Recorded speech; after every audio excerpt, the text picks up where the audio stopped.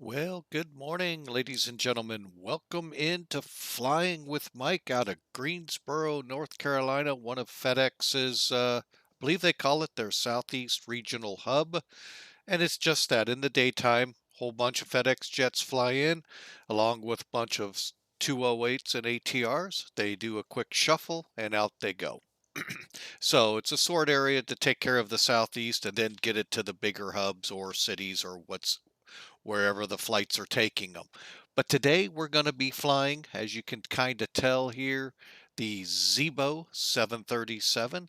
We're going to shoot the flight to Indianapolis. Now, folks, the scenery I have here is an add-on scenery. It is free, and it's free because it's incorrect. The real Greensboro, North Carolina, park some uh, basically perpendicular from what you're seeing here down the line.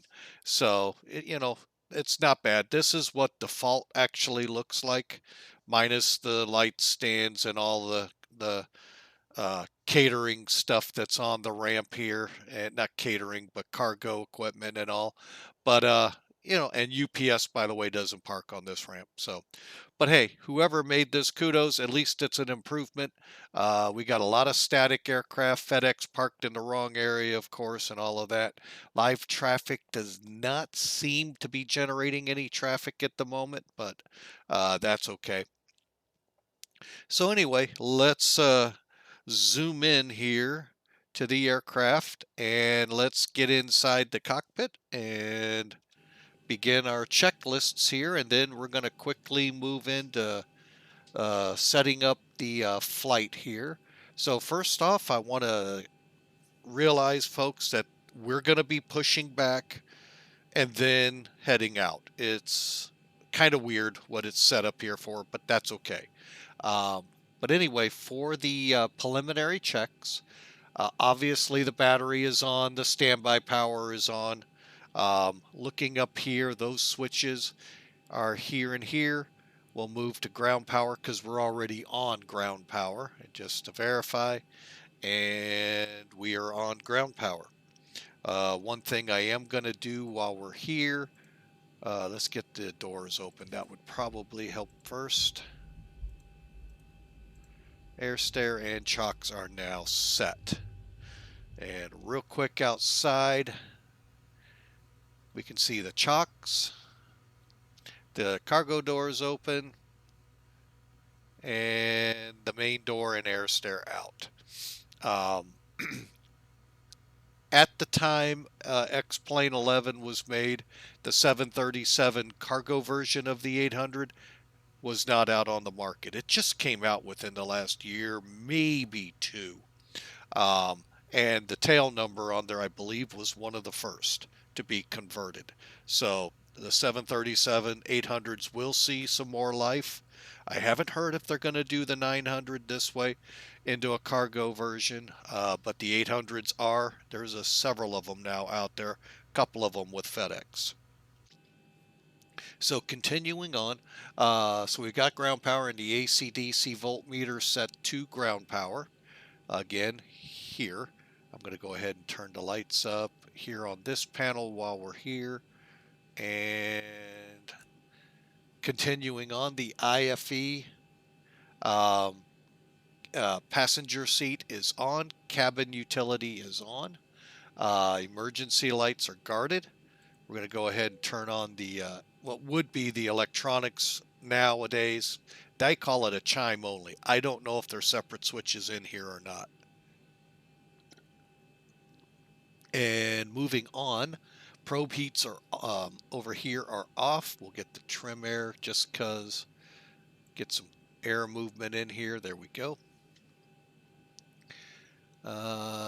Exterior lights, all we're going to run are the steadies, which are the red and green only on the wingtips. If that switches all the way up, it would be strobes and them.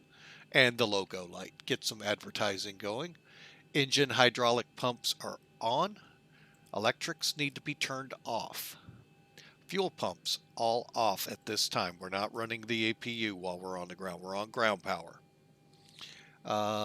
Trim air's on. Isolation valves open. Left and right So trim is on.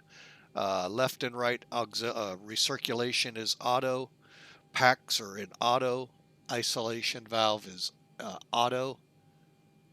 And engine bleeds are on. APU bleed is off. And we'll set the cruise altitude, which real quick before we get into that is going to be, I think 360, yes. So let's get that dialed in.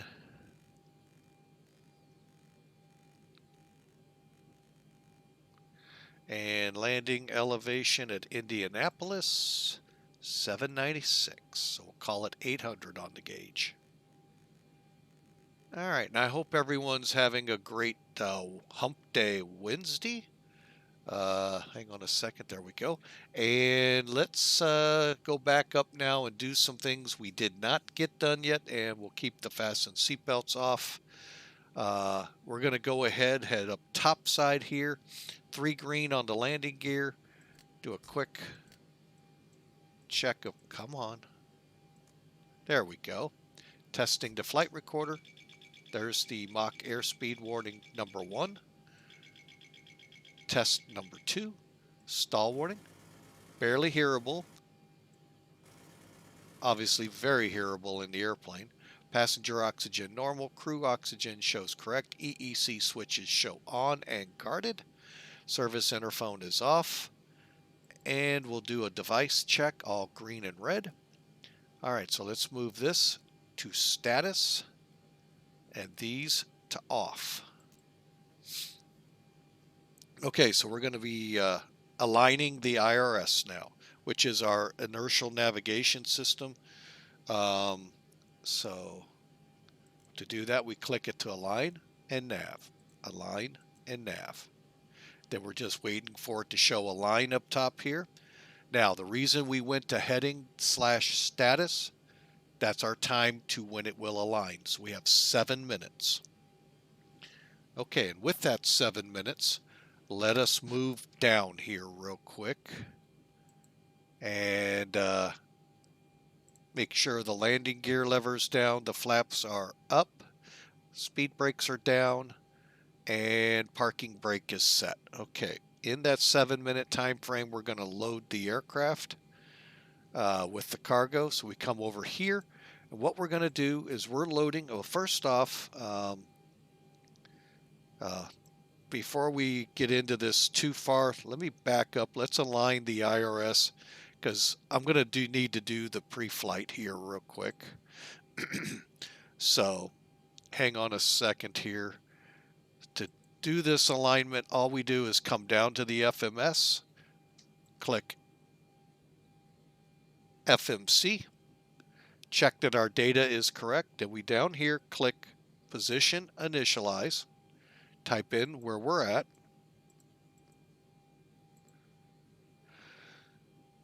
Okay, and then next page. Now today being the 10th, it's an even day, and with the evens I go with the right side. Odd days I go with the left, both for selecting which GPS I work off of and which ignition system. Sorry about that, folks. So we'll go with this one. Previous page. And everything's pretty close, so we'll click in, we're good. And that sets us up here for the route. Now the 737 puts it at the bottom, so it's an easy push up to there. Indianapolis is Kilo India November Delta, right up in there. Flight number, FDDX. Bear with me a second, I actually have that handy here. 1624 is an actual flight that flies from there. It's actually in a 767, not a 737.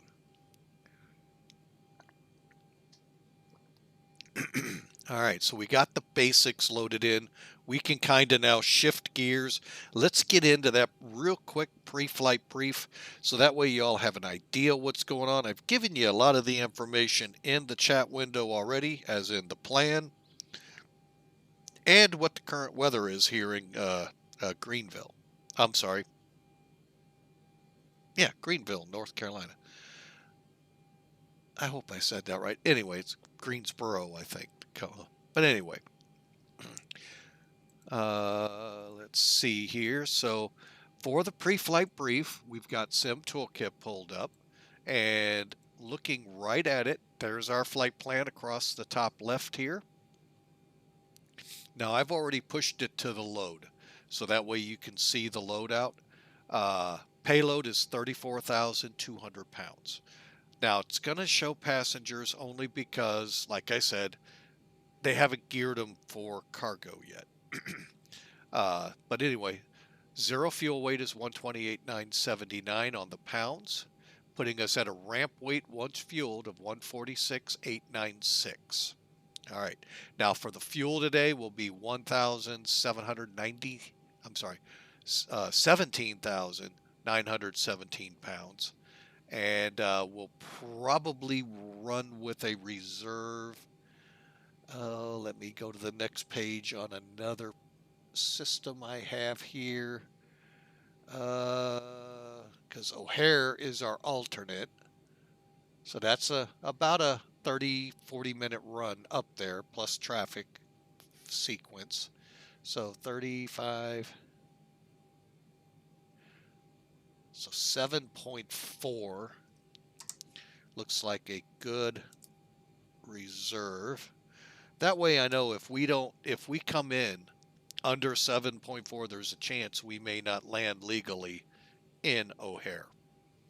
By that I mean 45 minutes of fuel on the plane plus whatever it takes to get up there. So that's why I do that. Cost index for the flight, 85, shows over here on the right side as well. And here's our cruise, 36,000, and that shows up here as well. For Indianapolis, the quick information is there. We are planning 23 left, which if I'm looking at the airport correctly, that is the FedEx side of the airport, so we don't have a long taxi back. Just in case the captain flying with Mike takes 10,000 feet to land a 737. Shouldn't, but he's known to do it. That's why we all love flying with Mike.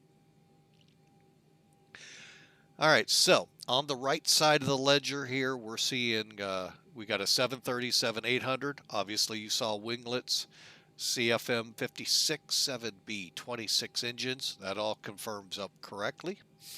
Cost index again, total air distance is 459 miles, 36,000 feet. Here's the fuel breakdown again. And then here's the routing we have planned into Chicago should we need it. And again, our routing. And then here's our breakdown of weights. I'm sorry, times. It's a estimated hour and 45-minute run. Now the weights. So 140, if you get past that, the big number is we're going to have 34,200 pounds of cargo. Bringing us up to, they rounded up 129.0, actual zero fuel weights 128,979. There's our takeoff weight. And they don't show stab trim because they don't have that. Estimated landing weight of 138. So things to see there. We're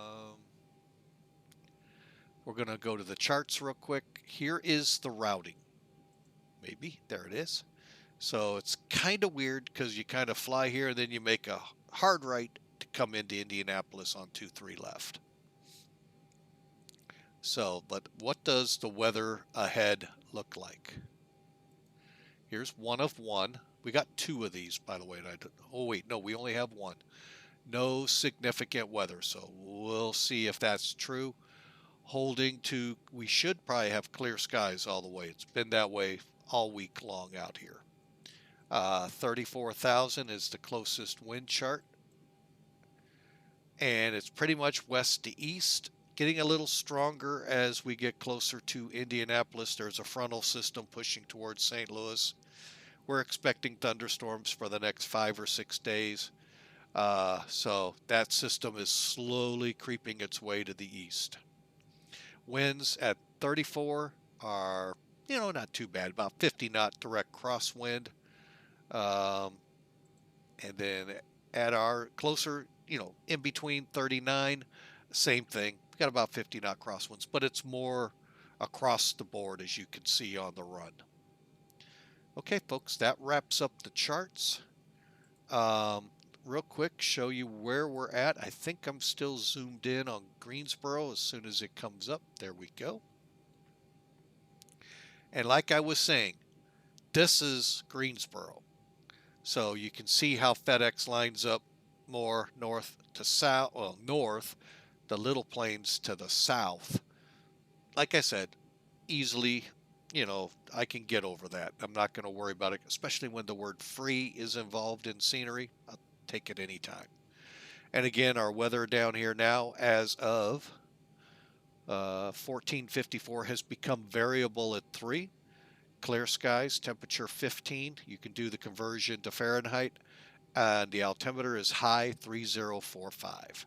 So beautiful day out of here. Hopefully things translate out in the sim that way. So with that, there is your pre-flight brief, folks. So hopping back into the cockpit, we are zoomed in on the FMC, but we're going to actually move over now that we know 140 people are boarding the plane. Let me see here, 140. So what we'll do is get out the trusty calculator here for the airplane. That's 180 people. Okay, so I think what it's going to be, okay, should be 28 per. So now to load Zibo, what you do, let's back the truck up here. So this is the main menu. PA, start legs, so forth. We're going to click fuel and balance payload, open up payload, and in here we're going to put 140 people throughout the plane. And according to the trusty dusty $5 calculator from the pharmacy, 28 people in each one will add up to 40. Now you can do it all males, which is what I'm, yeah, I know, error. There we go. And I'm just going to do that all the way down. Reason being, when you're flying it in a passenger configuration, which I know technically it is, you could delineate 28 down, split it for females and put a kid on there. That helps makes the aircraft load like you would think. Problem is, when you look at a load sheet on there, if you're not the actual airline attendant looking at it, you won't know what's a kid, what's not. And they may not either. All right, so in the cargo hold, we need where's our payload? 34,200. So we need 34,200. We're at right now 26,852. So we need 7,348 pounds. Divide that by 2. We'll put 3,670 in each one. 674 to be exact. 674. Boom. 34,200. That's our payload. Boom. Plane's loaded. Let's come back to this fuel payloaded CG page. Again, remember, you reached that off the other. We're going to now put what the fuel needs to be. And on this, we said 17,917. Again, enter that. Now, it's not loading as of yet. So what you'll do is, click back. So we're back to this page. The fuel truck down here, when the pump is green, it's done. When the pump is red, it's pumping. And you can verify by noticing what's actually in it going up. Okay, so with that in mind, aircraft's fueling, and if you feel you don't trust that, well, come out here of the airplane, and there's the fuel truck. There's the guy fueling. They go away. They don't drive away like in the 7.4 where they drive up, drive out. They just pop in, pop out. Okay, so we're coming back down here to the FMC. Now let's go ahead and load our route. It's where we left off at. So I click next. And for the routing, hang on a second, I just need a cheat sheet here to look at.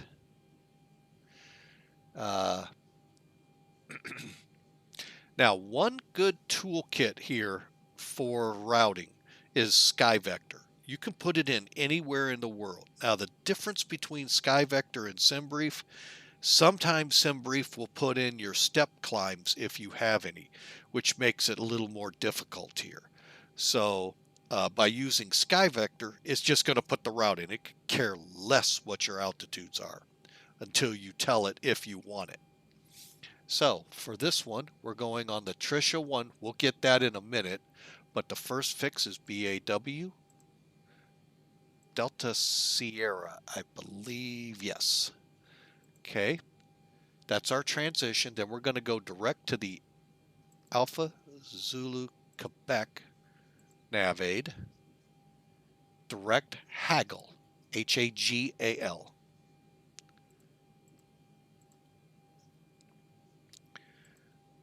Okay, now folks, that's it. That's all there is from Greensboro up to Indianapolis. So I'll hit activate, execute, next page. Now over here, click your FMC. I go through the very basics, then progress.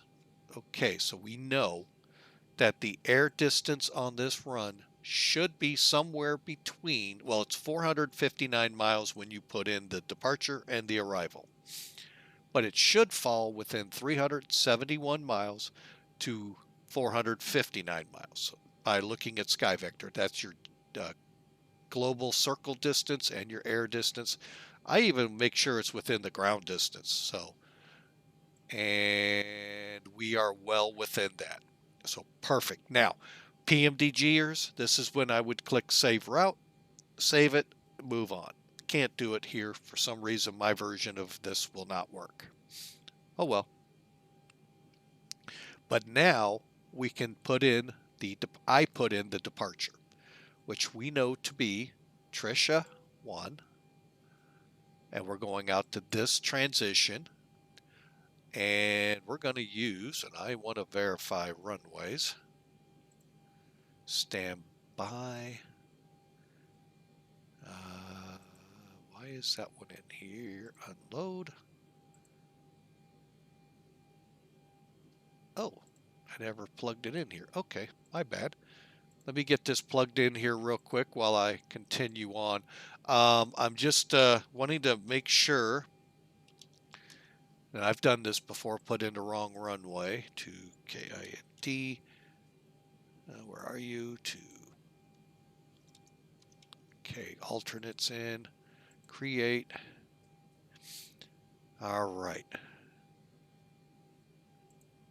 We're going to do it this way.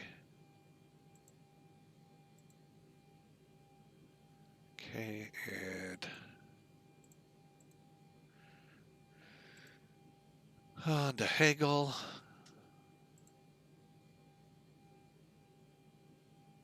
Oh, it didn't take. Okay, all right, we'll get it.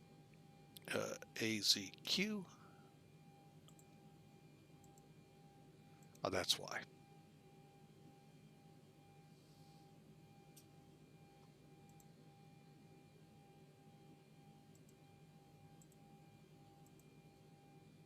Oh, there we go. Click the wrong one. That's why I couldn't find it.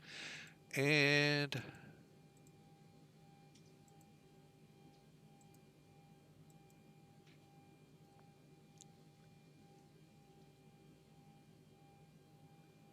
okay.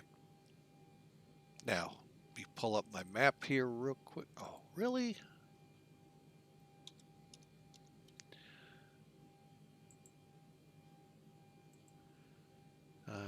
airport. Okay, there we go. Alrighty, folks. Sorry for that little delay. We are 2-3 left. Okay. Pull that away. Hide that away. Hit that. So you can see now, Trisha 1, BAWDS is select. Select on the 2-3 left, execute, which just bumped us up to 399. Now our arrival, we can also put in. So let's go back to route, departure, arrival. Now all I'm going to put is, I believe it's the Gibbs 3 and haggle. You could be gutsy enough right now to throw it to 2-3 left. I'm not. Then we'll come over to legs and just take a look. And you know what I'm going to do here, instead of, hopefully I won't forget, we'll put that on for now. And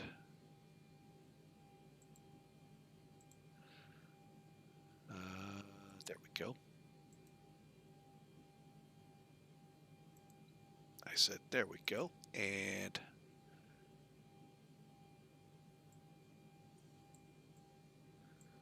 all right, so we'll fade that in. All right, there we go. Get rid of that. Okay. All right. So what I've done is I brought Sim Toolkit up. Real quick, from Navigraph, here's our 2-3 left departure. So if you're, wanting to, well, let's see what the winds are currently in Indy. Currently 190. We could technically come in on 14. I believe it is a long enough runway.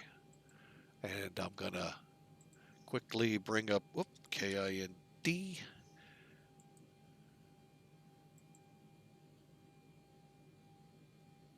Get that selected for later. Airport, I don't know if our parking gates are on there. No. Anyway, looking at 14, it is a 7,000 foot runway, so that is doable in a 737. Although we got to be on, I'm going to go ahead and stay with 2-3 left. It's going to be pretty much a direct crosswind. Maybe not. Hang on a second. Let me slide this out of the way.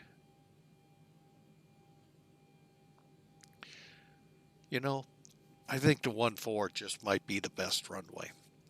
So what I'm going to do here, folks, is go to flight planning. And we're going to change this to runway 14.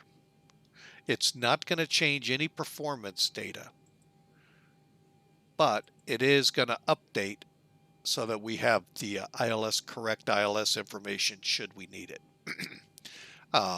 So coming back here, yeah, with that kind of crosswind,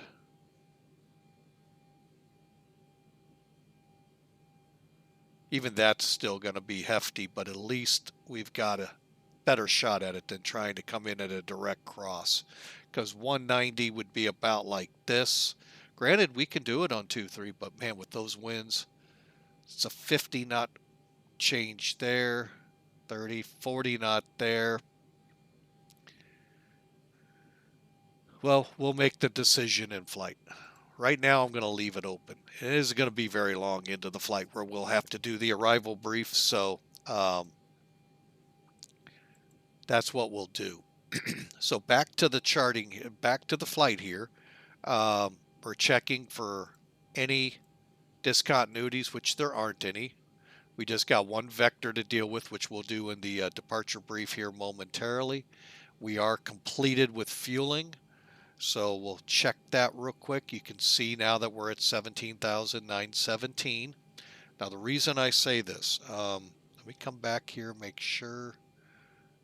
We can now move on to the performance initialization. So what we'll do is click the 0 fuel weight. I put 17.9. Our reserve was 7.4. Cost index 85, and I use that on all 737s. Cruise 360. That should be attainable. Now, cruise wind, you can actually pull that off of SimBrief, Sim Toolkit. And that is 271 at 3.6.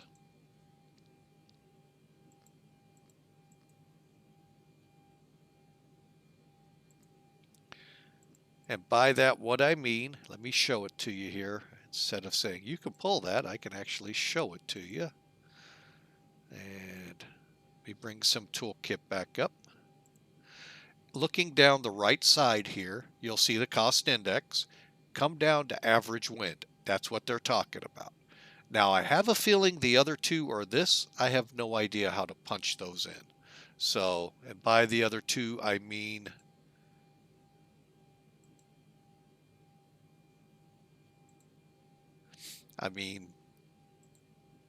ISA and T/C OAT.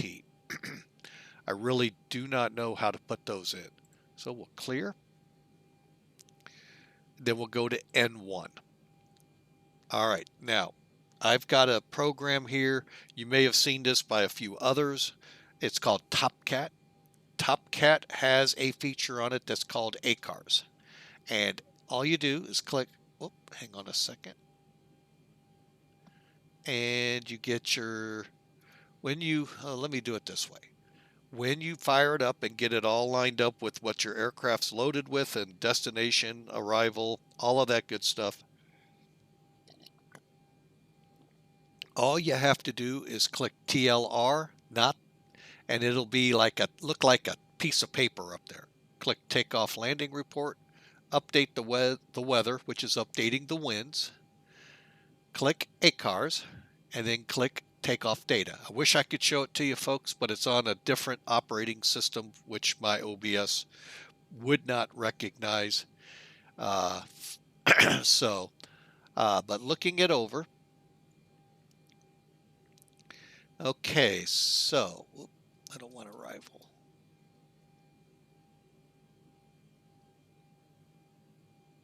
Yeah, 2-3 left. Okay, so we want to take off, and this is when we get a little discrepancy between professional flight planner and this. The pilots in the aircraft would actually run this program, plus they have one on their tablets on the side of the airplane. The life of me, electronic flight bag, I think it's called. Anyway, it'll be on the side of the plane there, and they'd run this data too, and it would come up in a printed strip for you to read. And here we are going TO 56. Hang on, I want to, oh, close. Let me just update real quick. Oh, this is not cool.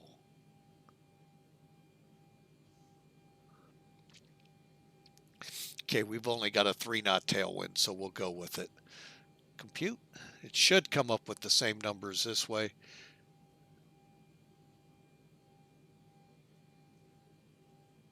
Yeah, it is. Okay, so let me bring up the ACARS strip. Now, according to this, if we go with 56 TO, so by what they're meaning is you click TO and you type in 56 down here, click here to put it in. It's going to give you a derated takeoff and your speeds, it tells you, and the margin, which means how much do you have when your wheels come off the ground. Mind you, this is a 10,000 foot runway, folks. 46 feet in a 737. I want to see that. So we're going to do it. So we're already set to TO. So we're going to put 56. And they're selecting climb 2. Okay, we'll go with it. That's the one thing it doesn't tell us. And I'm going to make sure ACARS does it. which one to set there. Margin 46. Yeah, it's all the same data, which I thought it would be. And wow. Yeah, it's just kind of crazy, isn't it? So, hey, good morning, Grand Loop. How are you? Sorry I didn't catch you there a few minutes earlier. Kind of wrapped up here and getting the plane going, but welcome aboard. And hang on a second here.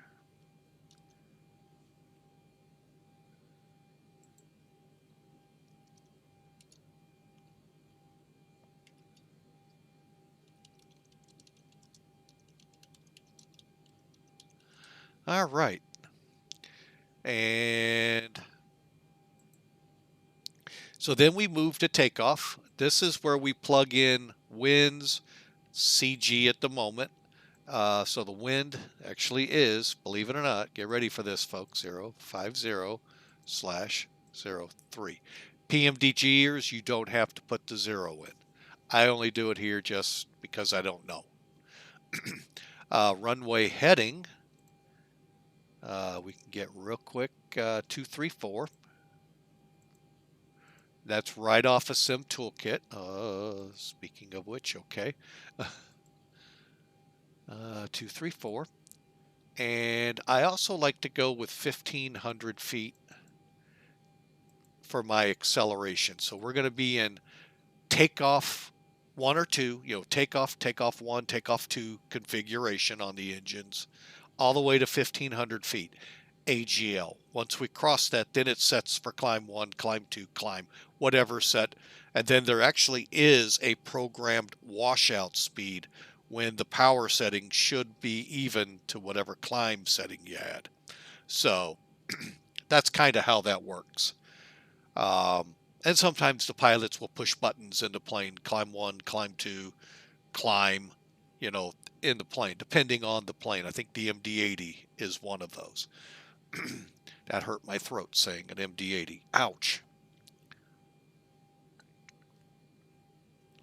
All right, had to get some coffee to get that out. All right, so now we click next page, go back. Now we're doing a flap 1, I believe it is. Let's scroll up and make sure. Flap 1, yep. So 1 degree flap. Now, V-speed wise, what they've come up with is 150, 151, they're not far off, and 151 for V2. Well, what we're going to do, I'm going to keep that one. That seems pretty decent. 151 we'll set here. And we'll go with the 152. And this is going to tell me my takeoff weight. That seems a little, well, that's probably what it is right now. Trim will be 5.5. And then again, here's our runway. Runway, feet, meters. Okay, that takes care of that. Let's get back into the checklist now. All right, so well, we got the route, the performance initialization, the N1, and the trim now set up. So that makes us move on, set the altimeter, which is very high here. So 30, 45, we'll double check. Don't worry, folks. And weather, 30, 45. I thought it was something like that. So it's variable. That's why we're going to stay with 2-3. Let's see. We'll turn the flight directors on. Okay. We're finished fueling. So we can actually go ahead and start the APU. So we're going to come up to the top panel. First thing we got to do, they said, make sure the APU bleed off. And it is in the off. Left aft fuel pump on. And then hold. Take the APU switch. It's 2 clicks down. And she'll crank up here momentarily. And then once we have it up and running, we'll turn the gens on as well as the Okay, I said it would start up here. Hang on. There it goes. Firing up. And this is pretty realistic on how long they start. Now, I remember many years ago working at Mid-America, we had Miami Air in with one of their two of them in 737-800s, loading up military movement. I think they were going to Panama or something like that. But anyway, they laid overnight, came in the next morning and fired up, and our guys with ATS were starting to do their things, getting things open, and they cranked up the APU, and I guess it makes a loud noise when it starts, because they always say they hate when they do that. I've never been outside when they cranked one up. They're always in here on a turnaround, so the APU would be already running. So, but anyway, back on topic here. APU gen is now on. APU is stabilized, so we'll turn the gen on. That gets rid of the light, turns them on the two engines.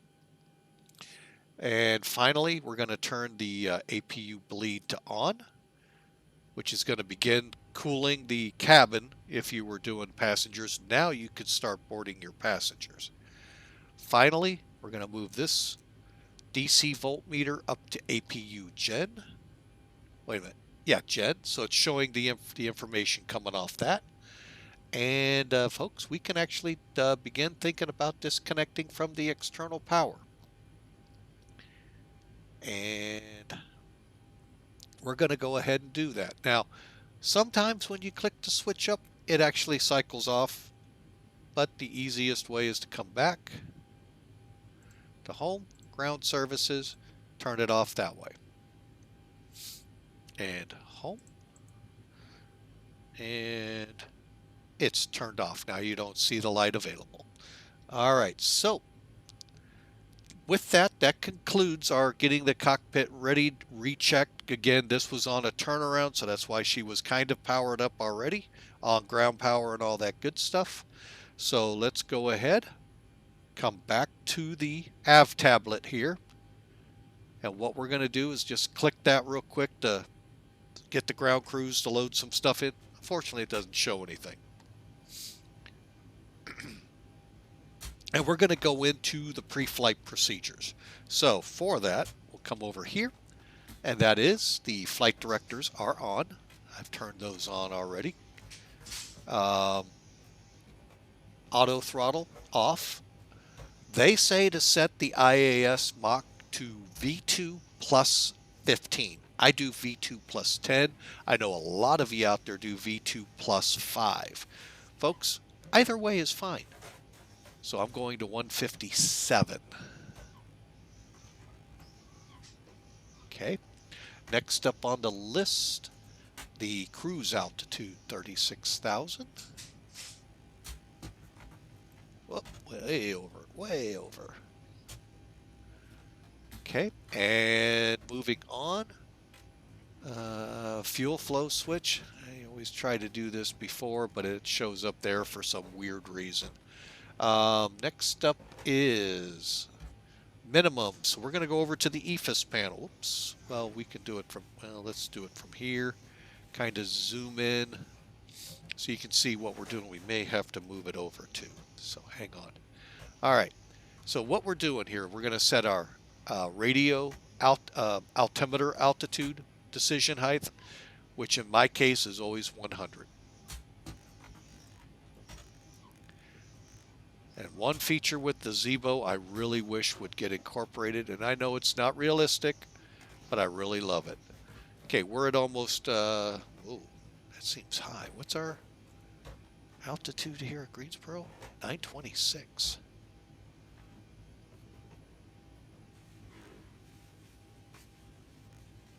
Okay, we're close enough. Whew. I was going to say, man, we seemed awful. Then we run this up to about 1,300. Now, reason I like Zibo, what I just did here translates over to the other side. There's our 1,300 that I just set. If I move the switch, oh, I have to move it on the other side. Sorry, folks. So let me move it. And you get 100, 100. Barrow is set. So I really like that. I wish we could get that in the 7.4, the 777, the 5.7, 6.7. Okay, the last three I just mentioned, I do not have. For all I know, they have it. So don't get ugly with me here. All right, so pressing on. Landing gear lever, we've confirmed now twice that it's down. So what we're going to do, thrust levers closed. Actually, we're going to check the speed brake. It is down. Flaps are 0 and 0. Thrust levers closed. The thrust reversers are down, and that means they're closed. Start levers are these guys at the bottom here, 1 and 2. They are off and in the cutoff position. Parking brake is set, and yaw damper we can turn on at this time since we're aligned. And we're going to start boarding passengers. Now, what we're going to do here real quick is a couple of things. We'll stop that Porsche, get the people on board. We're going to start running through these checklists so I can just get them checked off,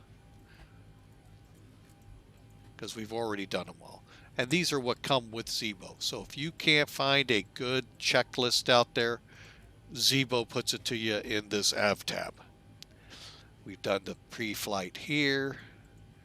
All right, now these are the long ones. And we're going to do something here. First, we're going to check the oxygen. So now the 747 you see me fly has this check in the checklist. It doesn't have this gauge, so you really can't. All you do is push the button where you kind of see like an arrow. Kind of hear a breath means it's working good. Clocks are set, nose wheels set, takeoff config lights off. All right, so hold 1 and 2. What they're asking for you to check here is right here, 1. And when you get the down arrow, click on it 2. I go ahead and do the first officer 2.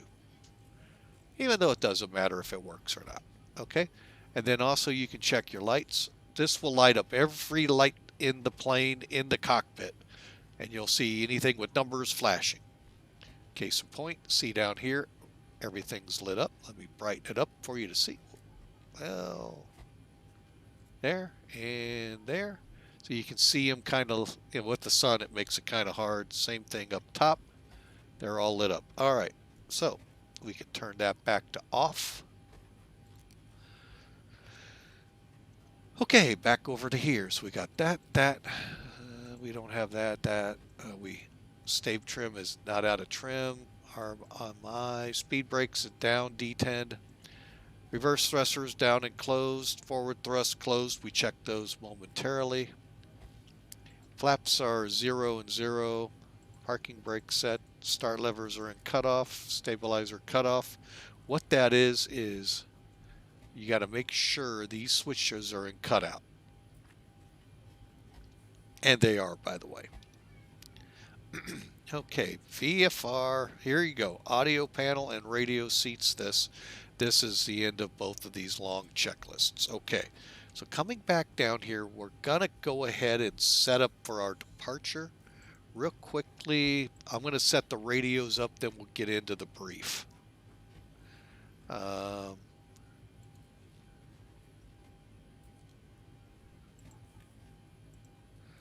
And I'm just setting things up for the upcoming briefs as well. Trish. So 116.2. All right, so 116.2.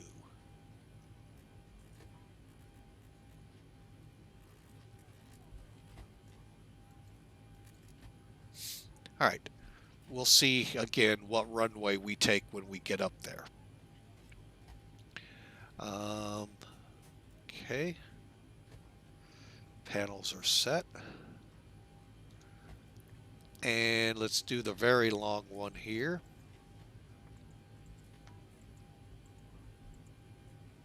Okay, we're going to do all of our fire protection here in a moment as soon as I get to that point. Okay, so the fire protection check on here, Basically, we're going to test our main system. Got fault there. And then we're going to test our bells. Okay. The squibs 1, 2 test. This is your cargo test. Oop. Again, you see the lights come on. Perfect. So that took care of all of those. Passenger signs, we're going to be setting here. Wipers, window heat, probe heat, stays off, anti-ice, hydraulics, air conditioning set, pressurization set, landing lights. We are going to be using the right side on the ignition, so we'll make sure that's set. And the start levers are at auto. So let's go up top. All of that mumbo jumbo translates out to window heat. They're on for green. Probe heat's off. All of these light up. Anti-ice, wing and engine are off. Hydraulics are set currently for engines on. Electrics off. Trim air's on. Air conditioning set. Pressurization set.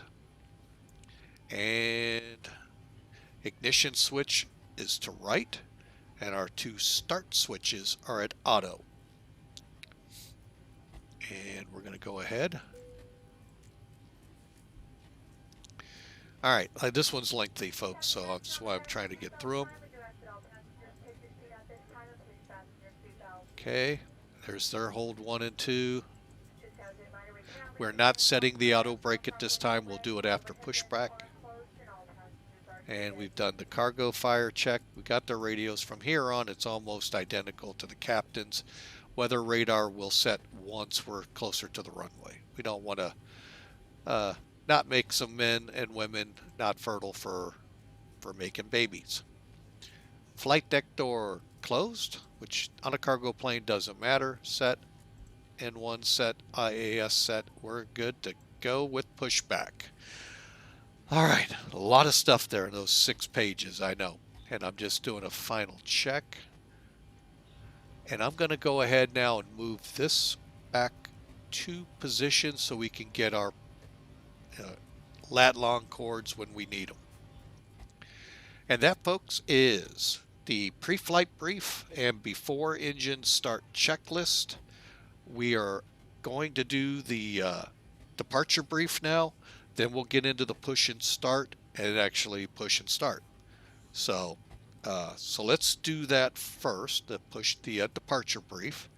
And of course, for that, we need Sim Toolkit. And bear with me. Well, actually, we need to do one thing prior to this.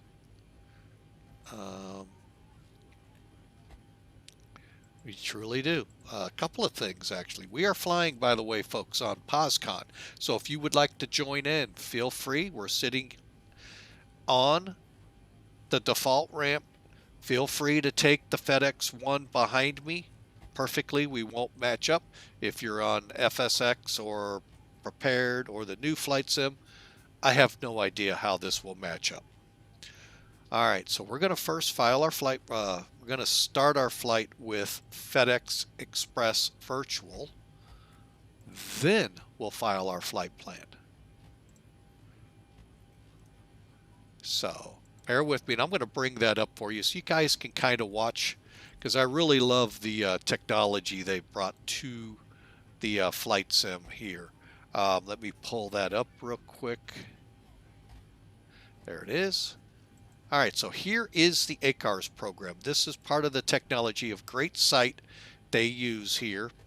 The biggest thing that with them, you need to be able to have your select your route, leave it up for now.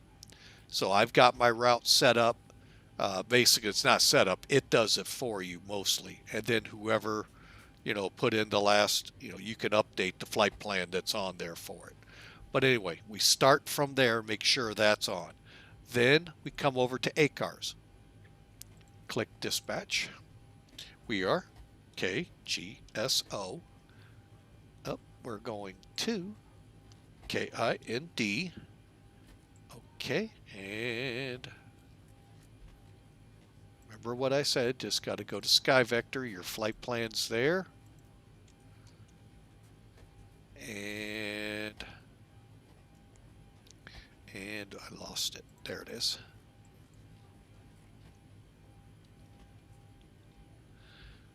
Okay, we're going to be online.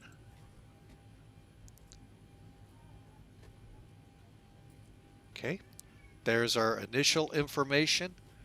Come back to the main, click Start. It's fed in, and it's fed over to here, which is perfect, means we've got live flight data. Okay, so we'll go ahead and close out.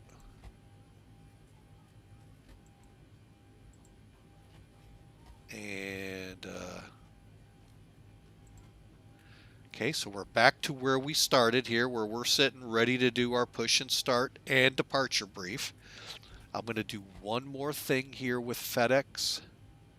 I like to make sure, I'm one of those that kind of like, you know, you go to the mailbox or you put it in, you make sure it got in or you got the box set up. Yeah, I'm one of those kind folks. GSO, and I'm on the board. There are actually, by the way, 8 pilots for FedEx Express Virtual flying at the time, which is always good to see. The next thing I'm going to do, I really can't show off that well. It's just weird. So we'll do this. Actually, we'll do this. We're going to go ahead and file our flight plan with POSCON. He says cautiously.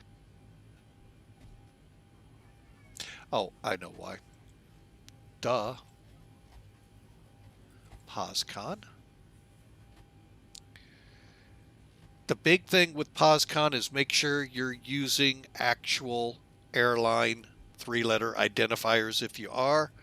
If you're not, it ain't going to like them. Okay, so we're FedEx 811, okay, 1700. We're going to stick to it. I think we can get very close to that departure time. 17, oh wait, we can drop down to 16. Disregard, 17 would be 11 o'clock. So we're going to come down. I'm going to actually be nice to myself. Give me a few minutes. Okay, we'll go with 1610. Everything's set up right. Okay, and let's submit. Okay. Now, when POSCON comes up, it's going to give you your flight plans, show you your summary, and what you got to do from here is you got to go to the CPDLC login. I'll show you where that is here momentarily.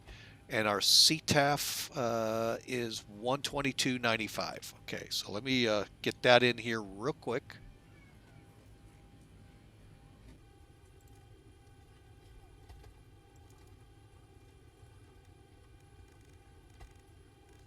Okay, 120.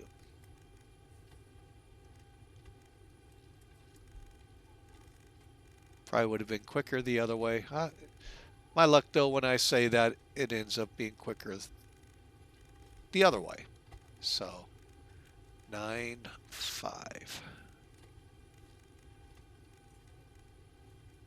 There we go. And we'll move that over. Okay, so that's our CTAF frequency. Panels up to, let me just bring it down. I'm going to go ahead and turn our panel light. I hate this. Okay. Okay. Just getting it in case we need it, which we shouldn't in a daylight flight, but you never know. All right, final thing. Like I said, let's go in here. I've already logged in, so I just come down to the web UI. Now that's going to open up on a page, browser page. I forgot about that. So we'll hit login status, type in KUSA. And our flight, which is FDX 811. Let me try that again. FDX 811. I don't know what the fans button does. I'm not going to worry about it. That little mic click is, it's been sent. Probably get a message here momentarily. Right there saying to file a flight plan. Yep. Oh, we got a squawk code, 2041. So let's go down. We'll go ahead and enter that.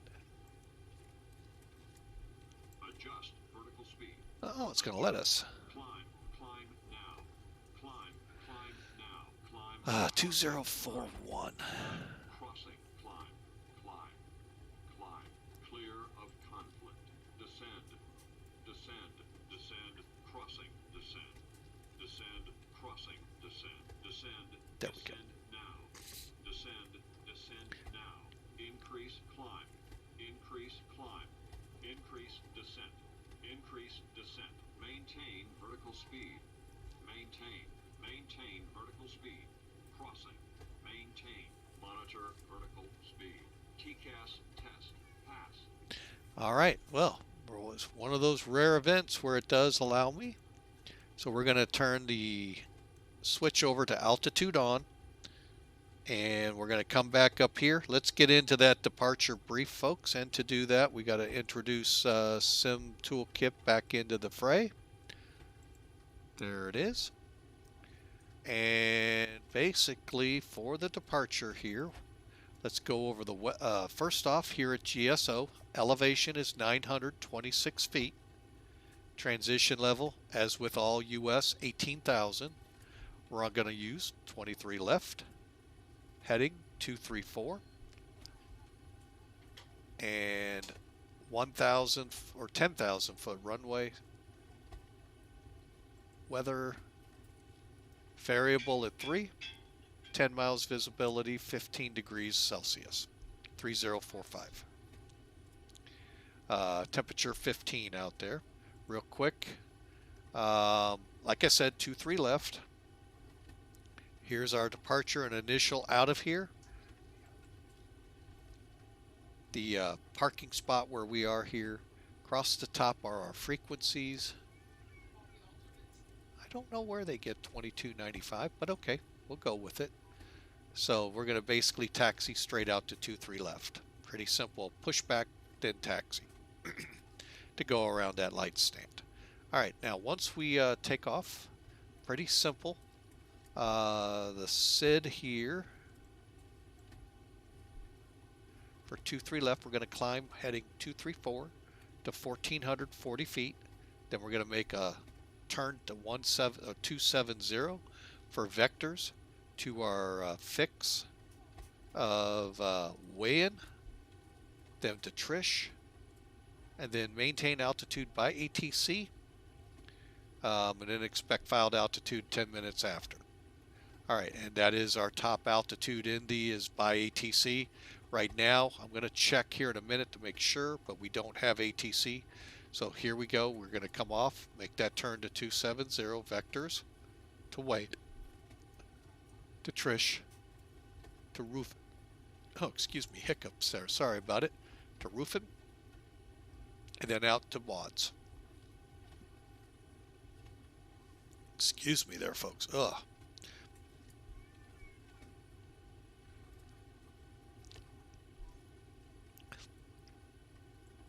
Okay, that is our charting for this departure. Hang on a second. I don't think I have Sky Vector. Nope. Okay, so from all of this, just so you all know again, it's almost 800 feet elevation in Indianapolis. Here's our proposed runway of 14. Like I said, we may still switch to 23, and that we'll see what we'll do there. So that's our charts. And let me quickly get us going here. Okay, so we are now, folks, ready to go. Whoop. Wait a minute here. What's going on? Okay. There we go. Okay, so we are ready for the push and start. Also, real quick recap of the V speeds. Looking at the charts here, or the aircraft, we're set for 142 V1, 151 V rotate, 152 I'm sorry, 147 for V1, rotate at 151, V2 152. Hope that was clear this time around. And finally, we'll climb out at 157. I'm sorry, 162. My bad. My Common Core math is screwing up with me here.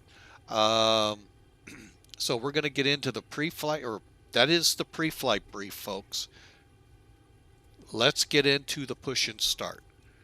Real quick, System B on the system up here needs to go down. With that, we're going to call the tug.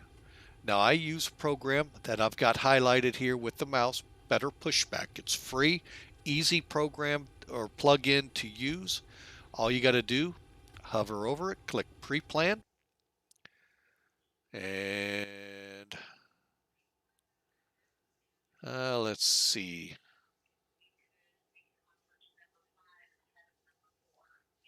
And that's allowable too. I mean, it's not a problem to make an offer of 5. Okay, click there, click Ground Enter, to cockpit, plan acknowledged. Call me through the menu when you are ready. and that's as simple as it is, folks. Give me a second here to make sure. Cool. All right. Oh, I wanted to check, do we have ATC? Doubt it, but we'll always want to check. Yep. Because we're right on that line with Atlanta and DC, so I never know. Ooh, looks like someone may be coming out of St. Louis. Huh. All right. Well, anyway, we are now ready, folks. Final checks here. Fuel pumps on. Anti-collision on. So we'll do all of that from the top panel. Fuel pumps. Anti-collision. Auto throttle. They tell the arm. I kind of wait till we're at the end of the runway. I've had troubles in PMDG with it before. You all tell me. Different system. I always go with that. Pushback here, transponder, parking brake, and hydraulics are on. Okay, I'm going to do one other thing just for fun. We don't have people, but I like to welcome the cargo aboard too. And you may or may not hear that in the background. I always have fun with it.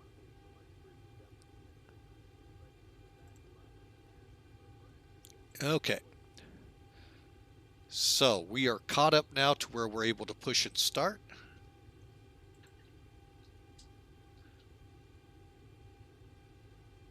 Ground to cockpit, tow is driving up. Hang on, that was really loud. Wow. Setting my volume in my ears a little better. Okay. There's our tuggy. He's going to drive through anything he wants to. It's great. I love watching it sometimes. Buildings, poles, people. Everything you can imagine. It's quite funny. See, there he goes. Quite funny. But anyway, and he doesn't know how to drive because he doesn't know how to line up real quick. Let's look outside. Oh, we got some things to do on the outside too, folks. Before I even did that, air stairs up. Hang on. Okay, all doors and hatches are closed, ready to connect. Stand by, folks.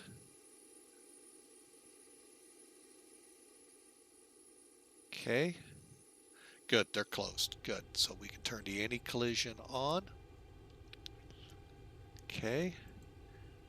Remove the chocks. That's removed. We're good to go here.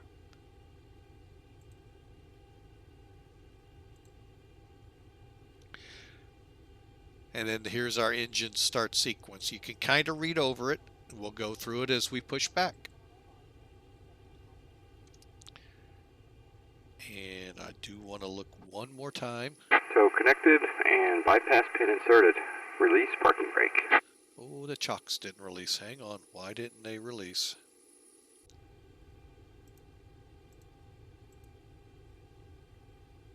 Hang on. Let's make sure. Okay, we're now good to go.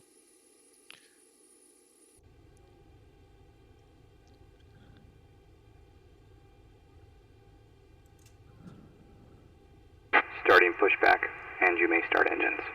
All right, now for starting the engines, let's do it this way. The easiest way is to read it right off the checklist. We got to make sure the packs are turned off, and then we're going to announce we're going to start the right engine or number 2 first, then number 1. and then we move to ground, and we watch for it between 17 and 25. Move the start lever to idle, then at 56 into the engine start switch will turn off. Just got to verify. And the valve will extinguish as well.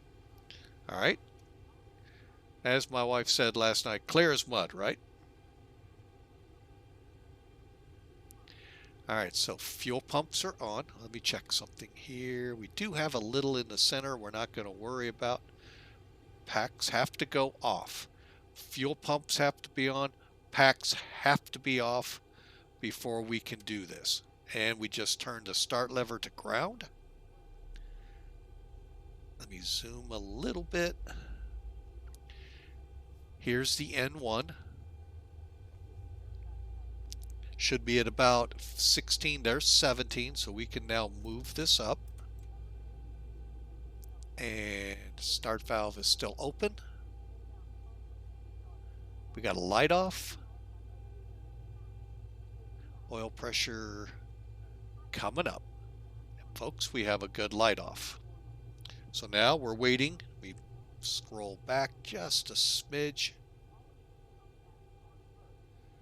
At 52, or I'm sorry, 56, the switch is going to go back to auto, and the valve is going to say closed. We're going to click all of these guys off. Starter cutout, and then we're going to do the exact same thing on the other engine. Okay, so we know the packs are already off, and I'm going to go ahead and start the time over here. Starting number 1. Goes to ground. Operation complete. Set parking brake. Okay. I always try to get a generator on as soon as we can. We're at C. We're good to bring that up. Parking brake set. Disconnecting tow. Stand by. Good light off. And again.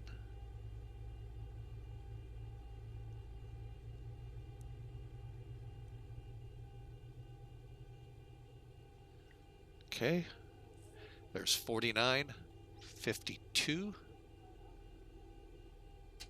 55 it turned off, and we got a good light off here. Starter cutout. And we green him for getting out of our way.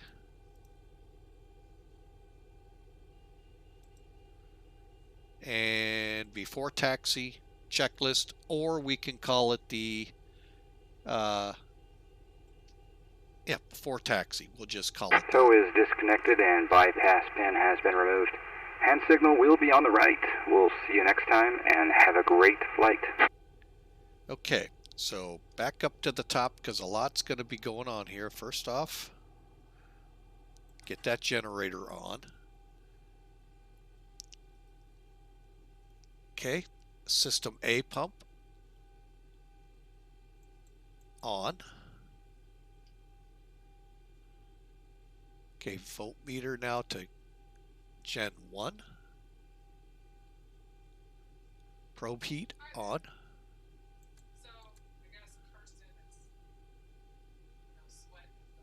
We're not worried about anti-ice.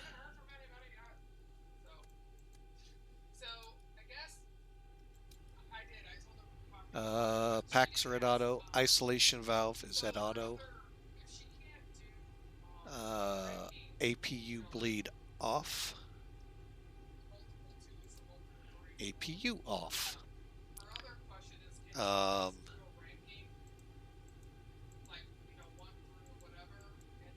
Okay, engine start switches to continuous. Start levers are at idle. Ground equipment's clear. We'll set flaps to 1, do a flight check, and all right. And we'll switch this to the next page for takeoff. 3. And okay. So I leave it down just a smidge. What we're going to do, it says flaps to 1. Okay, they are in transit. I'm used to Boeing looking for it right there. It's not. See, I don't see And the it'll go calls green. listed, but SRS they do. And then we're going to click. Oh, and then there we go. Right now, So our hydraulics look good, brakes look good. This is what pilots would be watching for the flight control check, making sure they move appropriately. Left aileron, right aileron. Again, accompanying spoilers come up. So when the right aileron goes up, the spoiler goes up, and so forth with the other side. Okay. Elevator down, elevator up.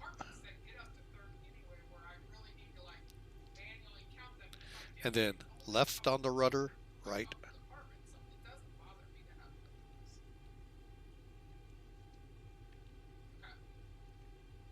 Okay, and then we'll kind of just move them to make sure. Okay, flight controls check. We'll go back to engine, even though they say to blank it out. All right, so flaps are at takeoff. Auto brake will move to takeoff at this time, or yeah, to rejected takeoff. Taxi lights, they're up here. On. And we are good to go, just checking everything. Okay, trim, which will more than likely be reset on takeoff. It always is that way, folks. And I do want to look at one thing here. Here again is more traditionally of how they should be.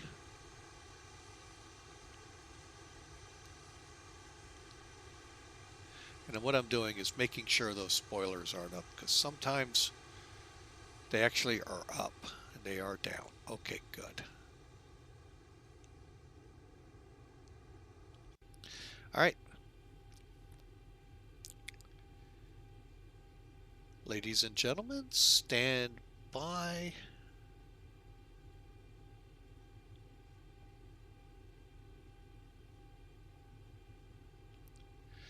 Parking brake off.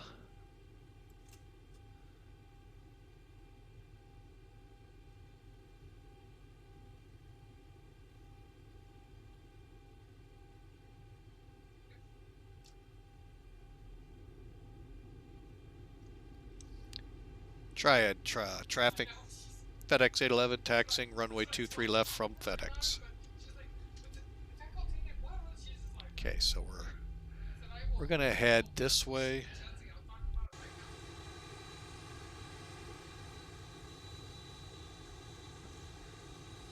And like I said, it's really screwy here, folks, so bear with me here as I kind of free taxi here, no lines.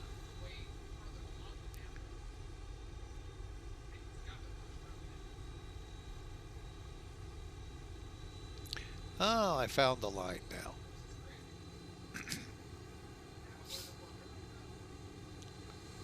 Sorry, sniffles there, folks. All right, so we are taxiing out. Hope y'all are enjoying the program. If you are, feel free to click follow on Twitch, subscribe on YouTube, and we'll see you all at the end of the runway for the before takeoff checklist.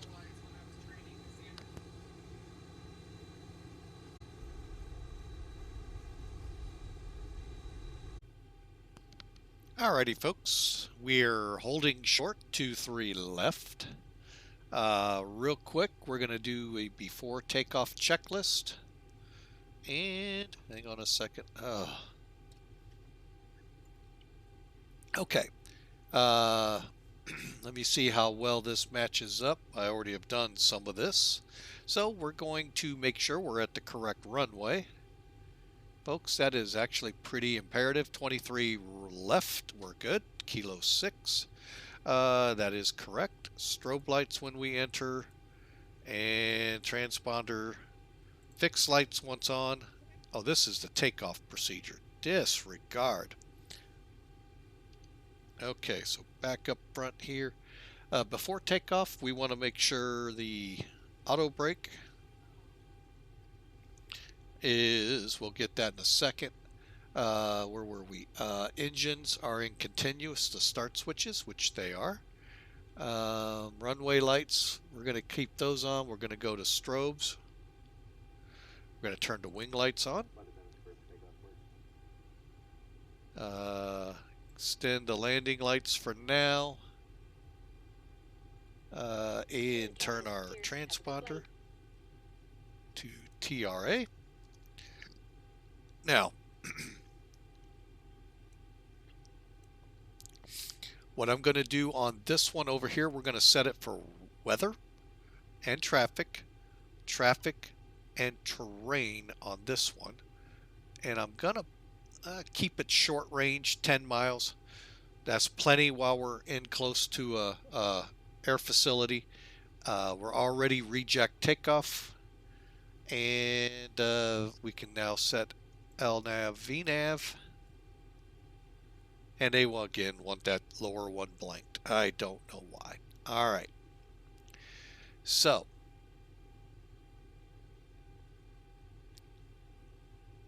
Greensboro Triad Airport, FedEx 811, Type 737, departing runway 23 left. Okay, I just want to one last check. Yep, nobody here. And everything's looking good here, so we're going to release brakes. And for some silly reason, that thing keeps going off. We'll get it fixed when we get going. We're crossing the hold line, so we're going to move. Oh, get up a little bit. There we go. Strobes are on. Let's head out to the runway.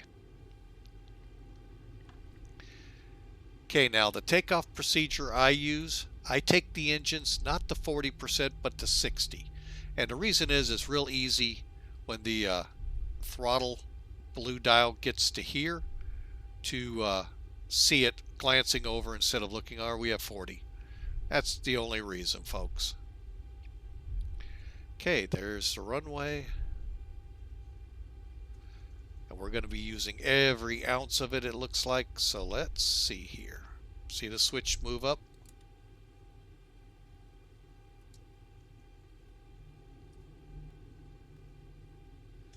Let's ease her around.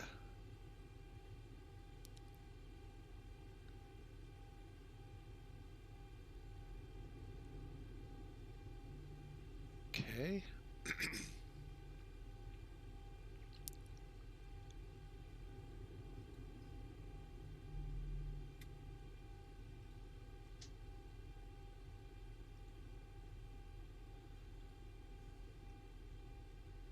Okay, we've lined up and we're waiting.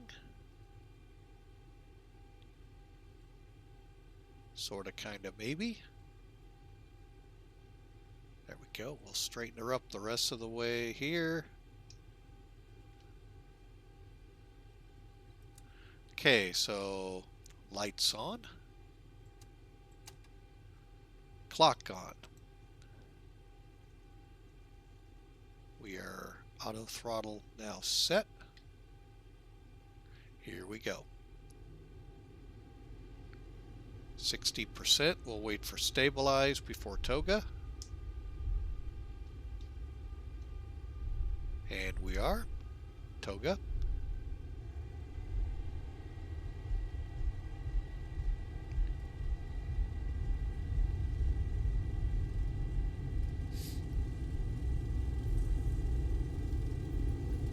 $80 knots. There we go.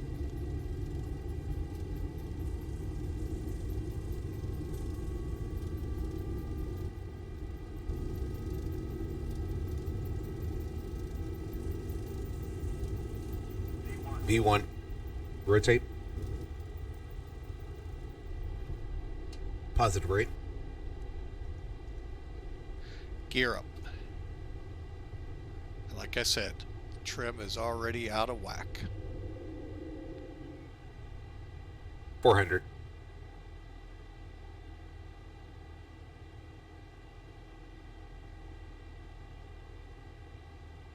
1000.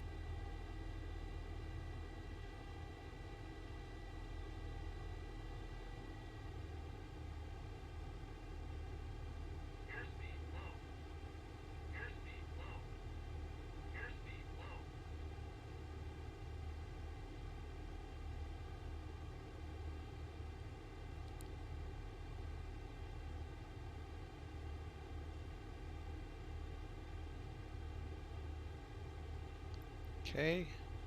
Start my rollout so we can come up on 270.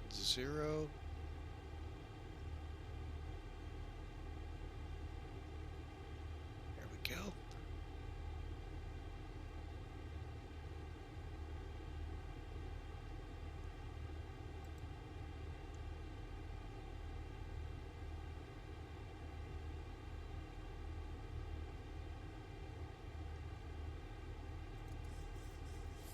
All right.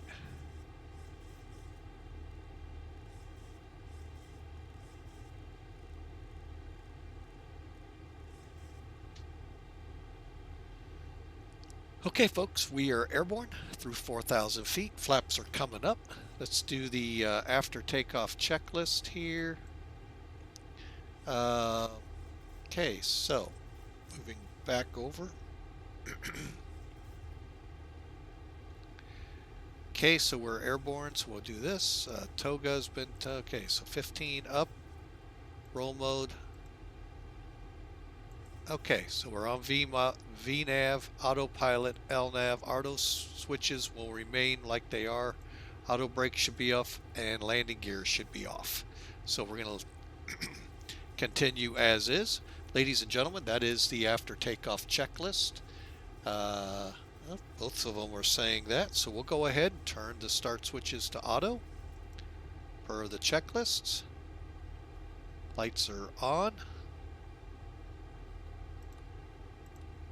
Turn off the and we are now direct weigh-in on our departure, folks.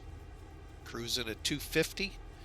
Now is a good time to stretch that out a little. We'll stretch that out one more. There we go. And see if we have anything for the climb here. I know we do on the other one for Zibo. Climb at or above 10,000. Passenger signs off. Transition. We'll do a heading and cross check. All right, so there we go, folks. We are on our way to Indianapolis, about an hour and a half away. Hope y'all are enjoying the flight. That was a pretty decent takeoff out of there. Don't like how they tell me to set for one trim, and yet that doesn't work for the plane. So it is what it is. Auto brakes I thought would go off. They did not. They are now. We are on our way. 10,000 feet. We'll just do this real quick. Off. They're off. Auto. And just for fun. There we go. And FedEx 811 on guard, switch to my frequency 132.97. FedEx 811 on guard, switch to my frequency 132.97. all right, going to 132.97 as we heard this. First time I've had ATC. Whoop, whoop. Go down here.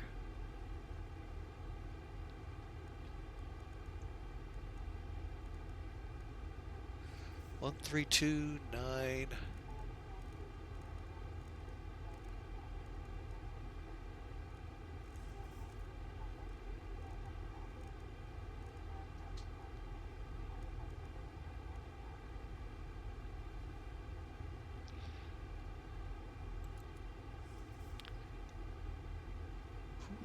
Who am I going to be talking to before I come up? I should be looking. Hang on a second. Atlanta. Okay. Atlanta Center, FedEx 811 with you on 132.97.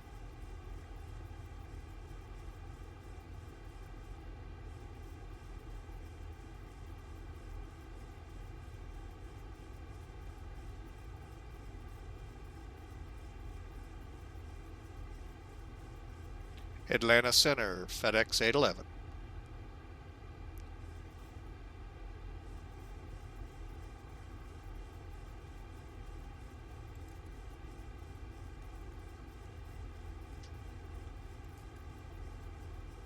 All right.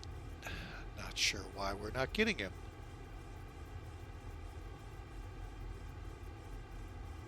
We do one thing here.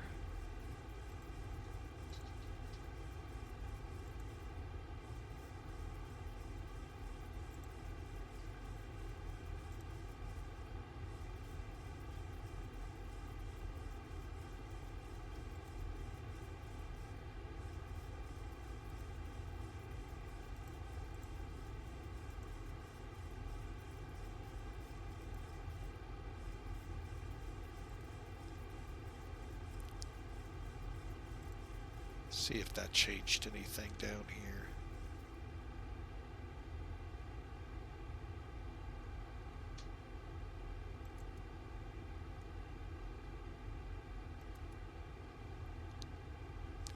Atlanta Center, FedEx 811.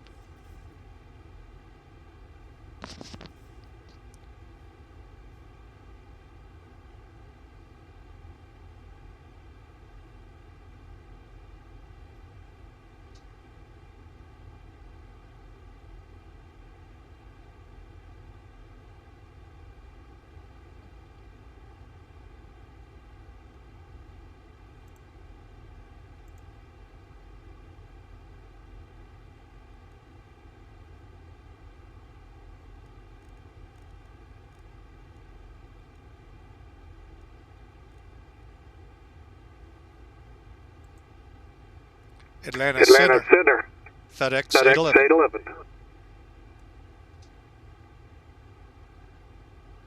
I'm definitely transmitting.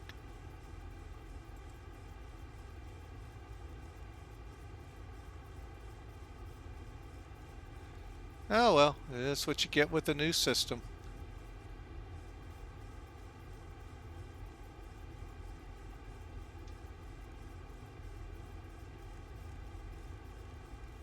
FedEx 811, Atlanta Center on guard. Switch to my frequency 132.97. FedEx 897.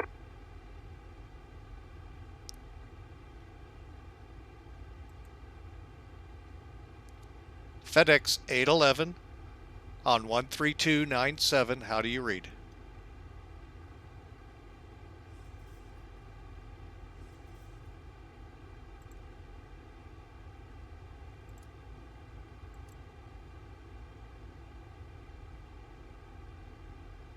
Now this really sucks.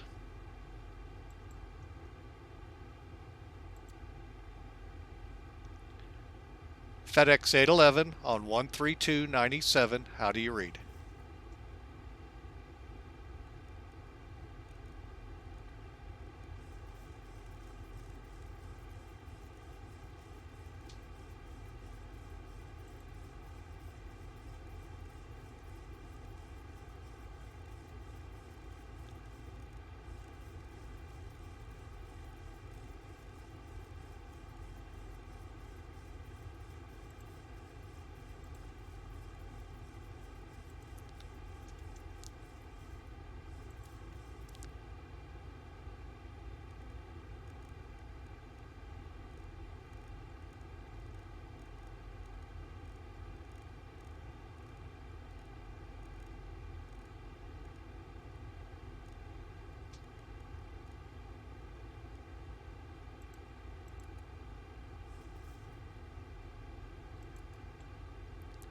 FedEx 811 calling Atlanta Center on guard. Trying to reach you on 13297. No go.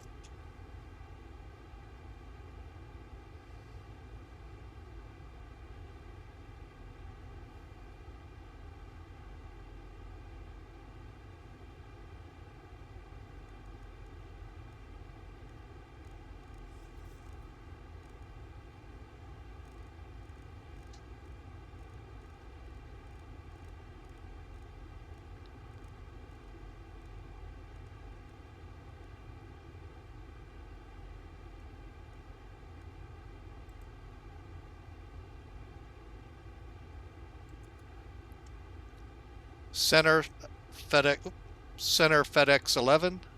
811, my apology, with you on 13297.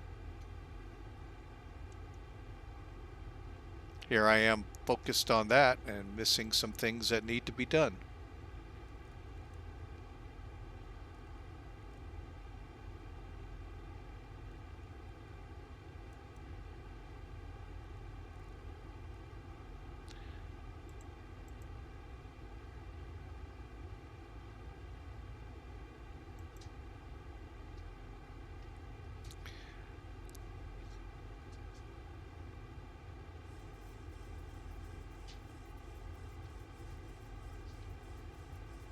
And Atlanta Center, FedEx 811, We're on 132.97 as asked. We verified radios. They are working.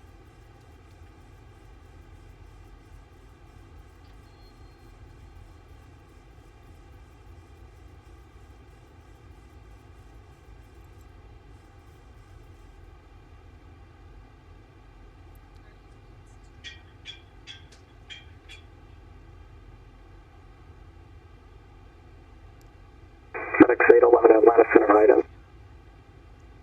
Atlanta Center, FedEx 811, do you copy?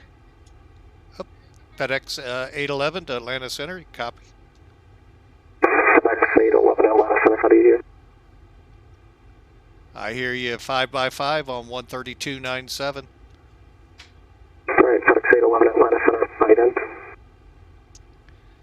You would ask that.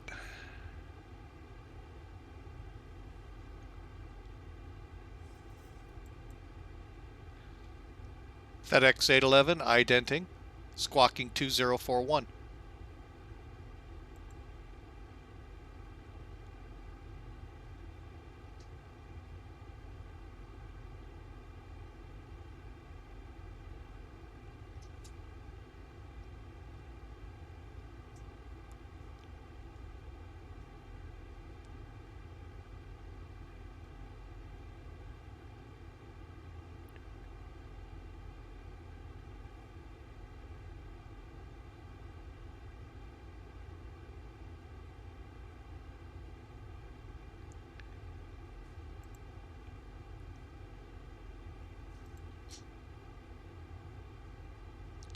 Alright, so we're finally talking to them.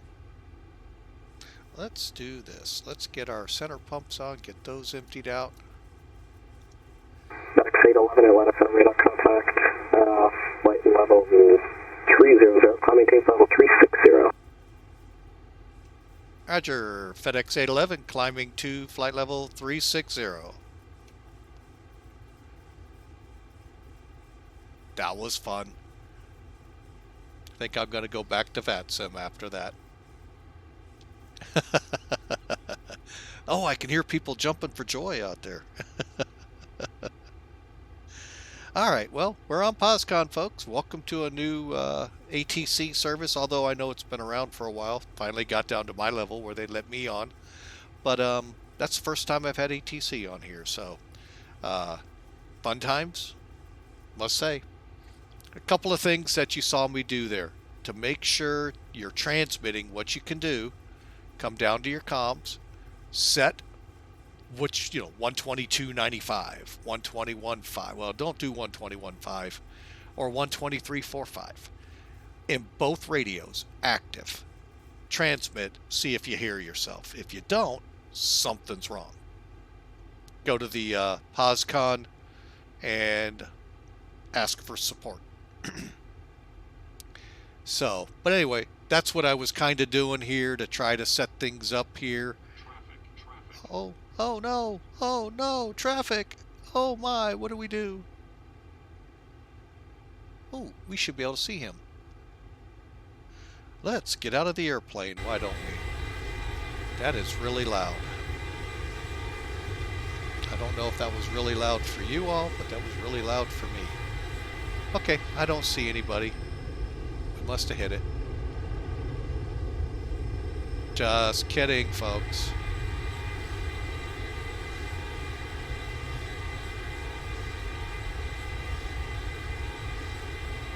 Alright, and there it is. I am pretty sure that is live ATC because I did not see anything on the flight maps. Live map for POSCON, so pretty neat stuff. Let's get back into cockpit and okay, usually I don't keep y'all this quiet this long in the climbs. I'm usually on the music by now, but ATC's up, so we'll see if things liven up a little. If not, well, we'll turn the music on because we're almost out of their airspace. All right, folks, and FedEx 811 clear direct to hazard VOR. what is that called? Hang on, folks.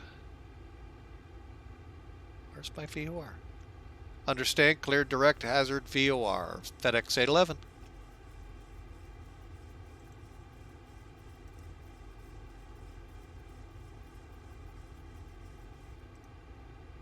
Does he not know I already am? Oh well, you know, you can't get more direct than I already am.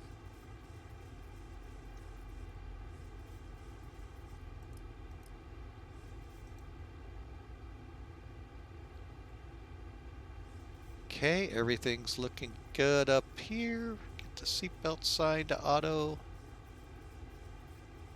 And go down to here. And there we go, folks. We're on our way.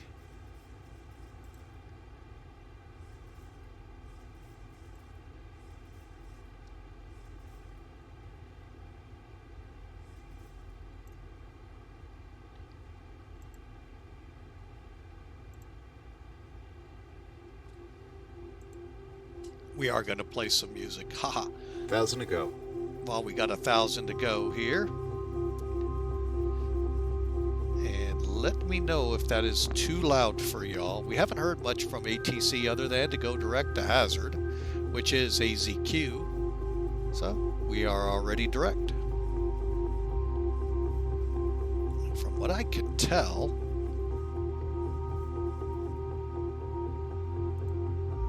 here, let me, one thing I haven't learned how to do yet with OBS is how to just have this whole thing up so you can see. Let's go to the live map. We are about to come out of Atlanta Center.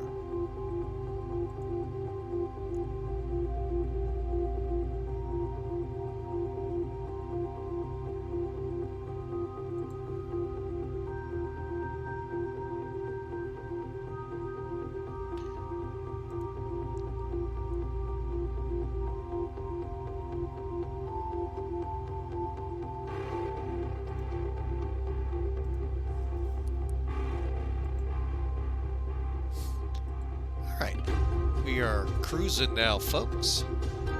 Center pumps are off, AP and autopilot and FMC checks being completed right now. I'm going to switch into progress on this one. Go over to C.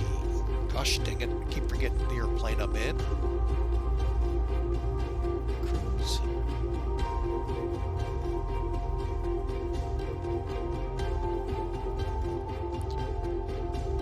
20 minutes into the flight, we're at top of cruise. Descent altitude will be set here shortly. And we'll finish up the cruise portion of the checklist, which is modify the route, RNP for arrival, cross-check on the altimeters, and 2. Standard, standard, standard. Okay. FedEx 811, you're leaving my airspace to the north. Indianapolis Center is offline. Radar service terminated. Monitor guard. Frequency change approved. G'day. G'day, FedEx 811. Thanks for the ATC. Have a great day. All right. We'll put this one on 23.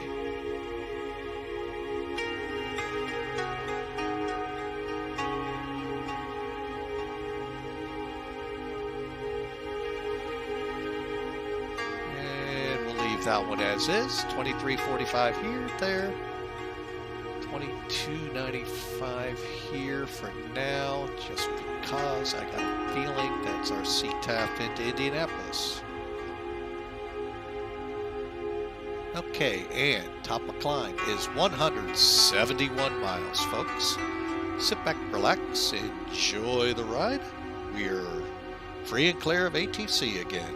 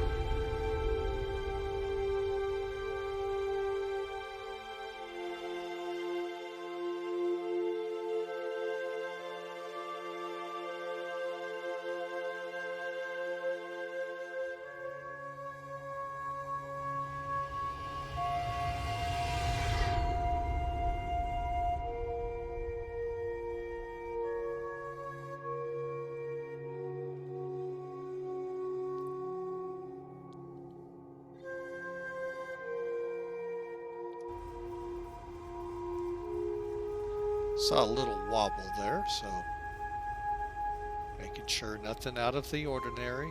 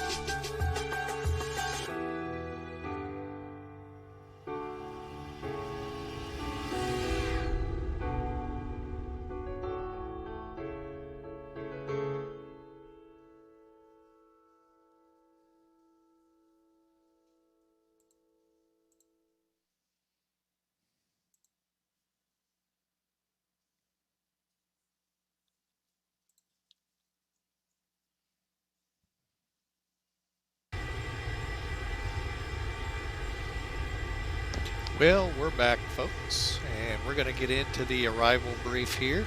It's one of my favorite songs on this Pretzel Rocks flight. Oddly enough, I can't imagine why, since we have taken flight. So yeah, it's kind of a neat song. But also taking some nice screenshots of the plane when I'm in this kind of configuration.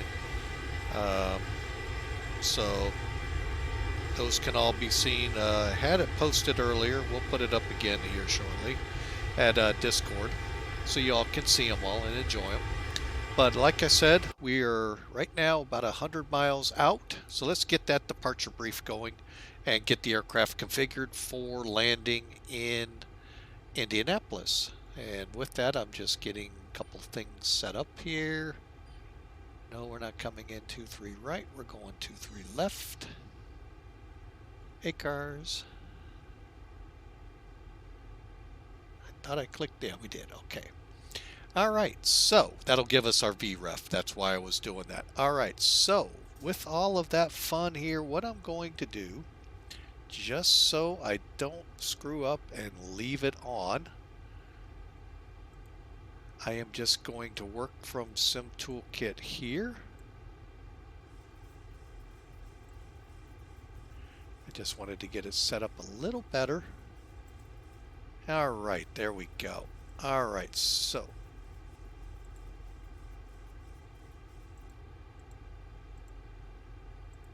there we go. Sorry about that, folks. Technical side on my end. All right, so we're landing in Indianapolis. Indianapolis, again, is 800 feet, 796 for those of you that want to be technical, feet above sea level. We're going to plan runway 14. Heading on that runway, 140, and it's a 7,200 foot runway. Current weather in Indianapolis is 200. Ooh, now I'm starting to lean to the other one. Let's see, that was as of 1554. So we are just now at 1654, correct? Yeah. So it's an hour old. Let's give it... We'll plan for 1-4, but I'll also brief 2-3 just in case I make it switch right before top of descent. But anyway, winds are 200. At 18, they're gusting to 30. That's why I want to be as close to runway heading as possible. 10-mile visibility, scattered layer at 6,500, broken layer at 19,000, 25,000 on the top. 18 degrees Celsius for the temperature, and they are 3018 on the altimeter. So real quick, let's pull up NavGraph here, go through the charts, and we're going to do that real quick. And we're not there anymore, I know. All right, but we are going to get the Gibbs 3 up here. That is our arrival. Across the top here, We'll see our ATIS, airport elevation, and of course transition level. And we have to have DME, which we do. I'm sorry, DME, IRU, all of that we have. And expect clearance and all that by center. All right, which we're in, by the way, but they're not online. So, for runway, okay, now this is where it gets kind of tricky. Does this departure even work for 1-4? Oh yeah, it does. Winook. Okay. Yeah, we'll come up here. Okay, so I see what we got to do. So looking at the route, it's kind of ambiguous. But let's get down to the meat and potatoes. I'll zoom it up just a little, and then we'll look at it on the chart. Our transition is haggle. So from haggle, we need to be above 24,000 at Hassif, clinch, Easel at 13 to Gibbs. That is where the routing takes place. So our biggest thing is to be above 13 by Easel, 24 by Hassif as we come in. For 1-4, we're going to have to make this decision quick. Holy crap. Hang on a second. Before I go any further, let me try something here. I'm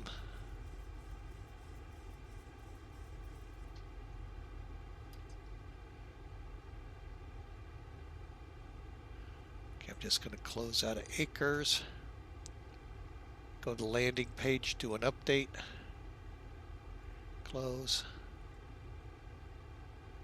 Now we're 119.18. Okay, see if anything's changed here.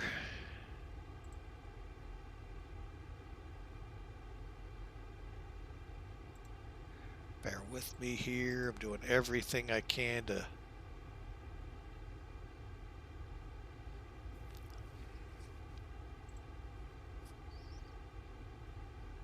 okay, we're going to go with 2-3. I'm just going to go ahead. We're going to do the 2-3. So from Gibbs, we track 341 to Bupty. Bupty to 34 on to 341 still to Jockey to 326 to Famil. You can read the rest. We'll expect vectors for approach after Ramey. Now what does that all look like? Well, here's where we stopped before. So here's Bupty, Jockey, 16,000 to 12,000, above 10. Ooh, we're above 10,000 at Famil to. Oh, I lost which one. Very confusing. To Mosley, to Knight, to Ramey. Okay, so here we are. So we go from Famil at above 10,000, above 7,000 to 6,000 hard altitude at night. We'll turn out to Ramey and then work our way on to 2-3 left. The winds change. Oh well, so sad. Can't do anything about it.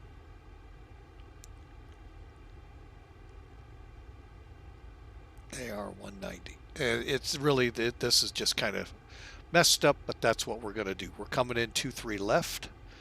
So here's the frequency board across the top for the ATC.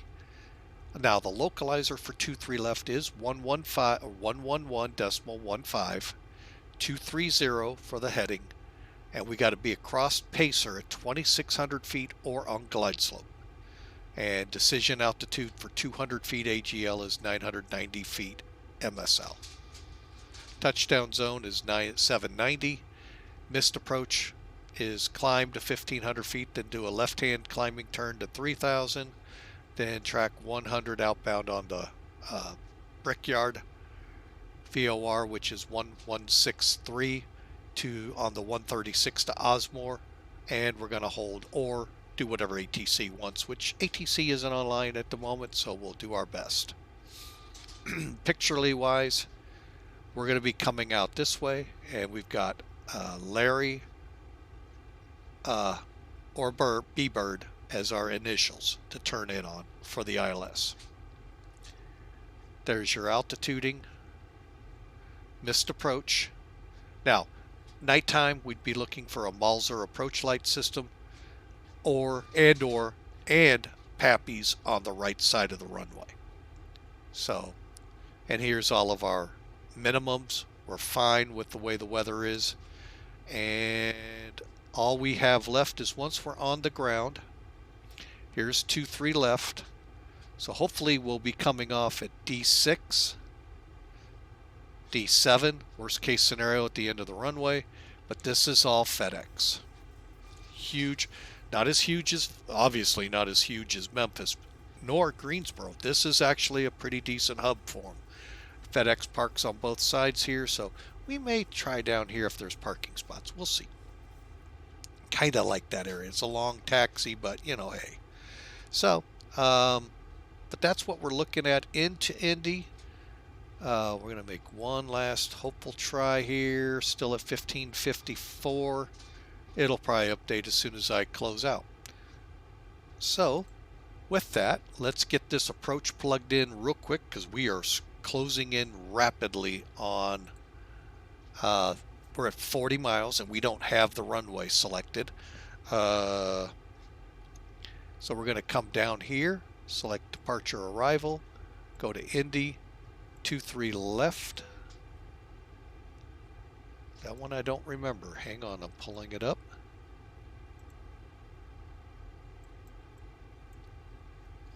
Nope, we don't want Clang. That's if we were coming in from the north. So we'll set legs.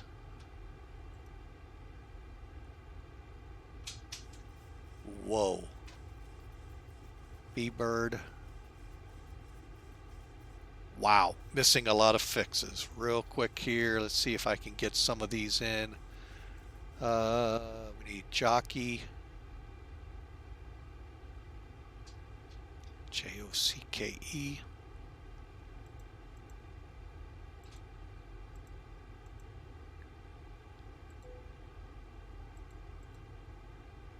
Execute, we need F-A-M-L-I-L.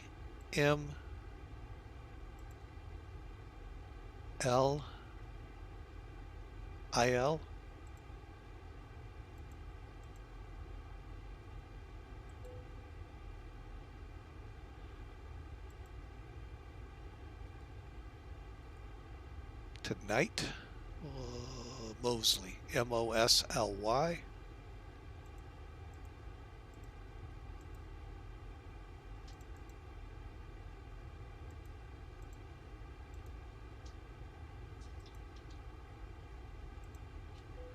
One more. Night, N-I.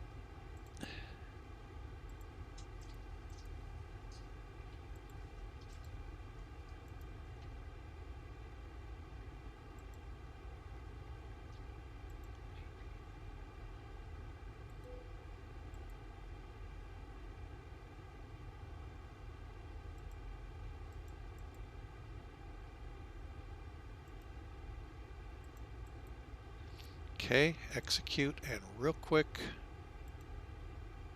R-A-M-E-Y.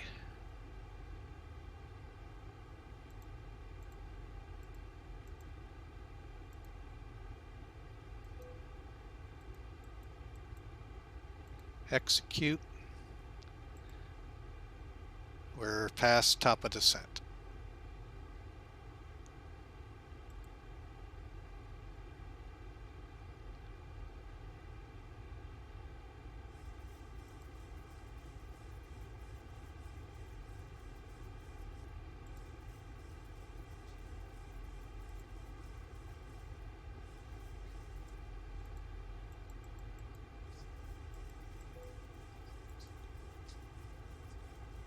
Okay, Bupty, jockey.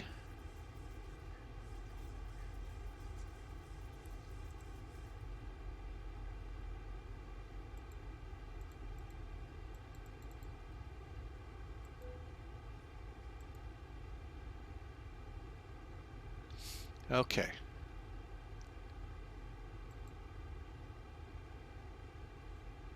And we'll hit progress.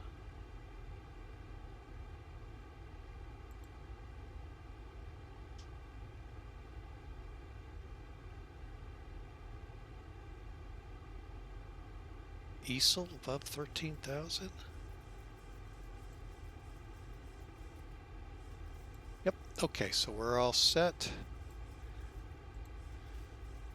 All right, folks, that was a little quicker than I'm used to, but we're at 28 miles. Holy mackerel, let's do this descent checklist real quick.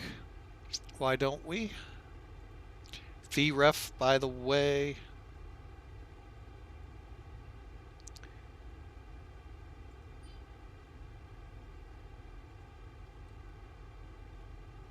We're looking at 146 for the reference and 160 on the approach. All right, so there's top of descent. We do have some live traffic ahead of us. Let's make sure that is who it is. And it is. No one's on POSCON. And last check, okay. All right, folks, so again, 23 left we're coming in on. We're going to be landing with a VREF of 146, 159. So what we got to do first, set our descent to 16,000. We'll set it for 15. And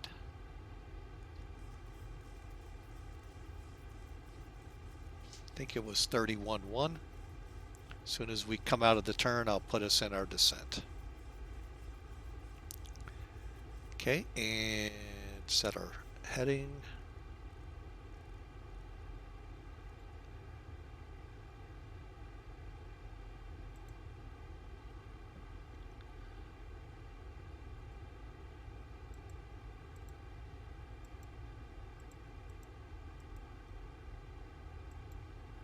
Okay, we're set up. Coming out of the turn here momentarily. Up top, we'll go ahead and descent checklist. We'll descend, start switches to continuous. Fasten seatbelts below 15, landing lights at 10, and of course we transition at 18,000. All right, we are beginning to roll out on our turn.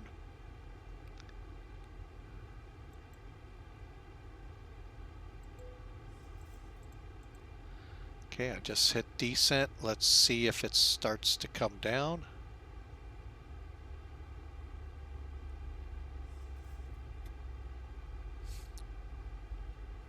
And we are. Okay, folks, we are starting our descent 47 minutes into the flight. Been a good flight. We had some ATC, so can't complain too much. Landing altitude verified at 800 feet. System recall, and we have the VNAV in. We're gonna get the altimeter set, switch to baro, and make sure that altimeter, of course, like I said, when I pull Sim Toolkit up this time around, guess what? I bet you it's changed. No, it hasn't. Well, no, it hasn't. That's weird. All right, so 700, we're set for 800 feet. And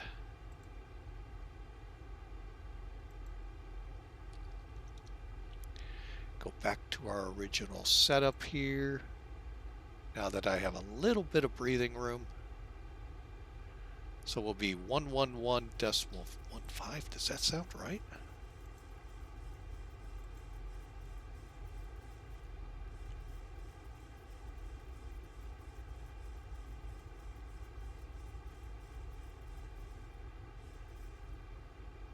Okay.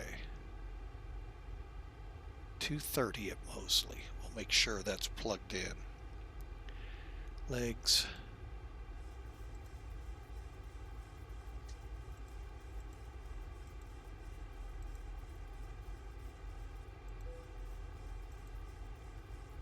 Okay.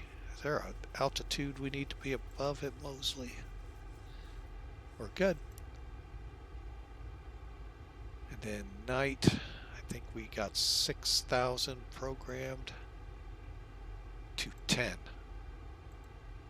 Now I have time that I can finesse the rest of this.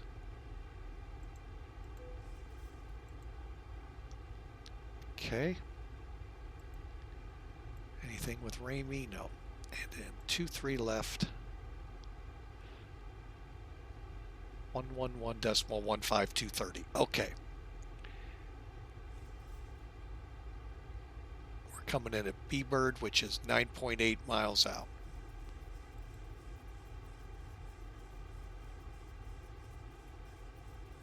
Perfect.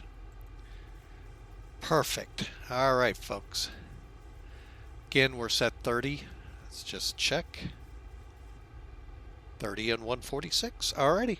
So we are set. We're coming down. We just got to be above 24,000 feet, which we were by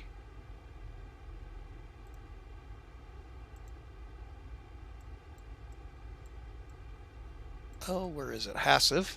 Got Clinch. Then Easel at 13. Above 13.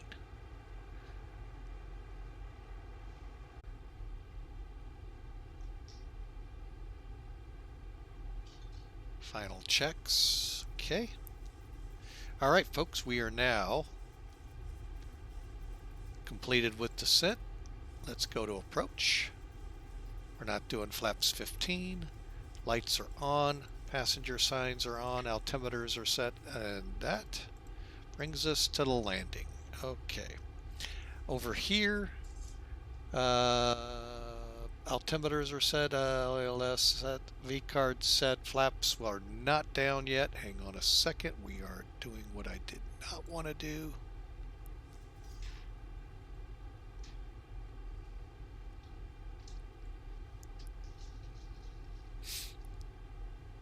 There we go. We're almost past T-Bird. Speed brakes. They need to be off if they're not. Okay.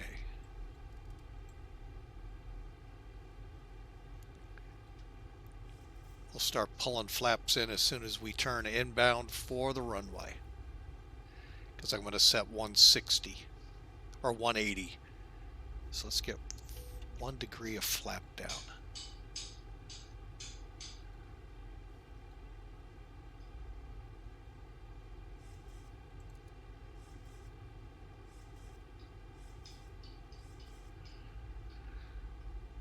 Okay, auto brakes set to 3. Landing gear will go down on the ILS, and retract lights are all on. ILS nav 1 and 2 are set. Courses are set. VOR lock, glide slope, and we'll go into. We're not going to probably be doing an auto land. Okay. A little further. I'm going to check my radios one more time. 23, 45, 50. Okay. Both are set. Okay. All right, we are going to begin a descent to 4,000.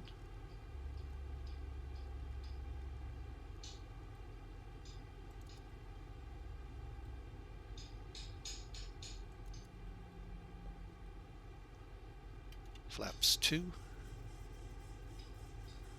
Here we go.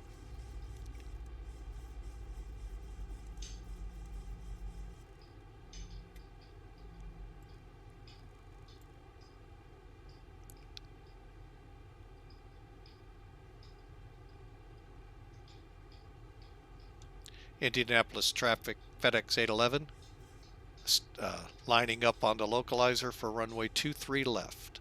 Indianapolis traffic.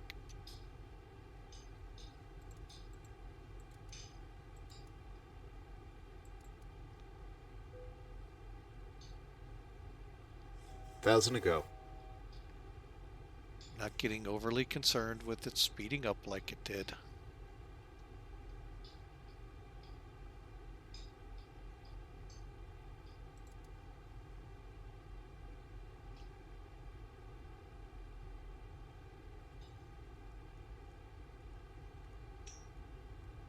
There's a 30-degree intercept. Now we're slowing.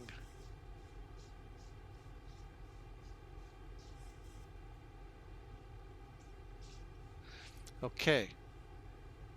We are lining up on the instrument over Indianapolis here. Got the localizer. Let's go approach.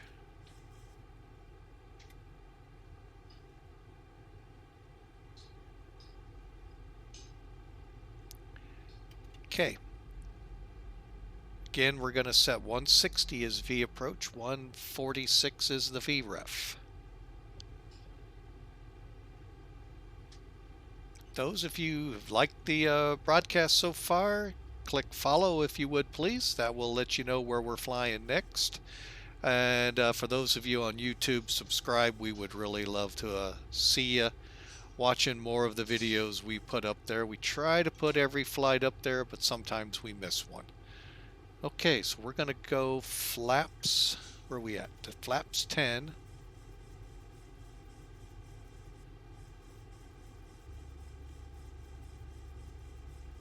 And she is slowed up. We're about to cross B-Bird. And I don't have the runway in sight yet. So for now, let's click. Well, we don't have. Yeah, we are on approach. See if it'll hold. Okay. For now, we are set up. We did a pretty good choice. Right now, we're at 200s at 20. Curiosity, real quick. Put that on the right one. Get that out of my face. And the weather update has updated to 190 at 18. All right, so. Okay, and the glide slope is now alive. Almost grabbed, actually.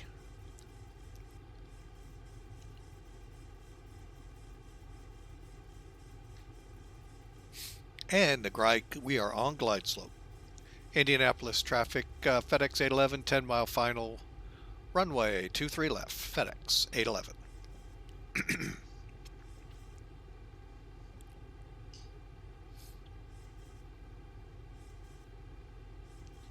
Okay.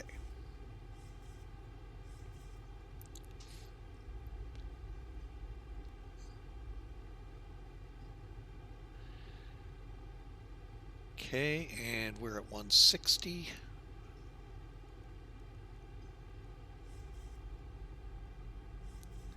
Flaps 15. Okay, we're going to arm the spoilers. They show right here when they're armed. Actually, they're up when they're armed. Well, even when you pull them back, that turns green. And this is where your trim and out of configuration lights are. 2500. Okay, we're flat. Distance out 7. We're going to go just a smidge more, and then we're going to get to gear. Okay, but anyway, what I was trying to say, on a 7.4, it's real easy to check all of this. Here, you got to you actually physically look for it. 2,200 feet. All right, let's get the gear down.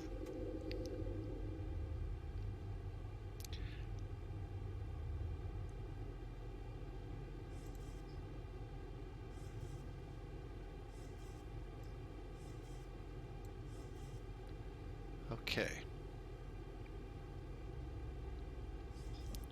Now I have the runway in sight. Okay, one last check. Lights on, seat belts on.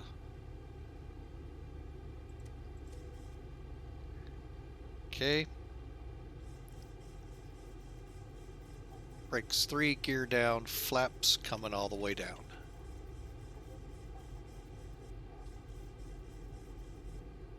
Okay, we're set to flaps 30. Cleared to land.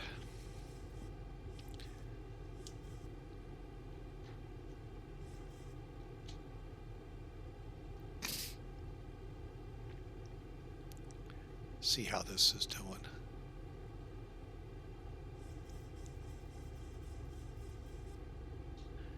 Okay, we're armed for land 3. My plane.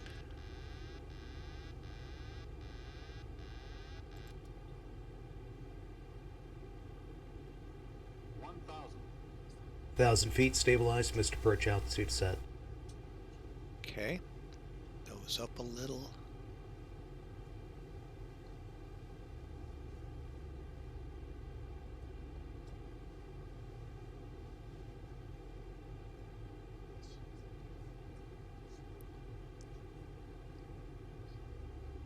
Okay, folks, we're on final.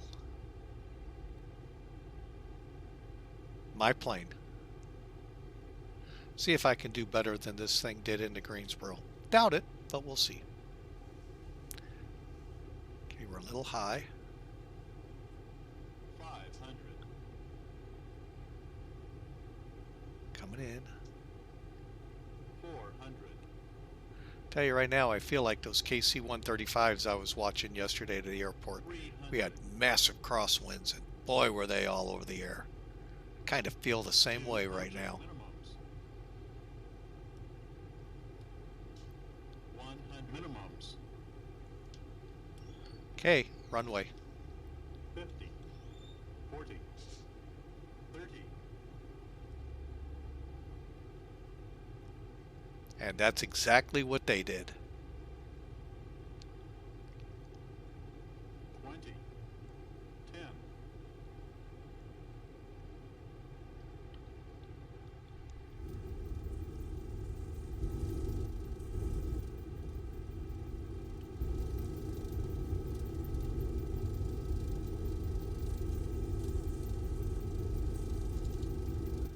Son of a gun. Positive rate. Now I'm pissed. 400.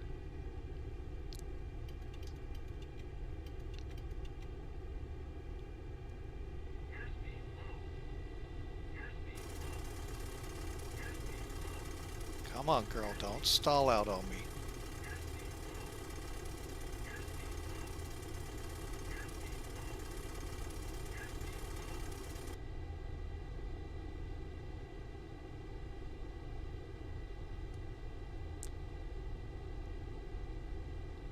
$1,000. Really aggravated, folks.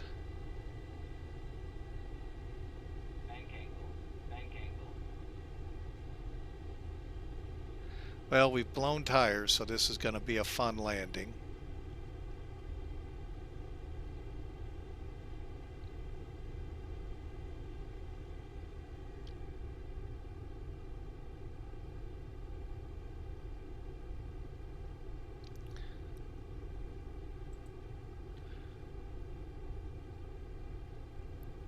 Don't know why. That was not a hard landing, folks, in my opinion.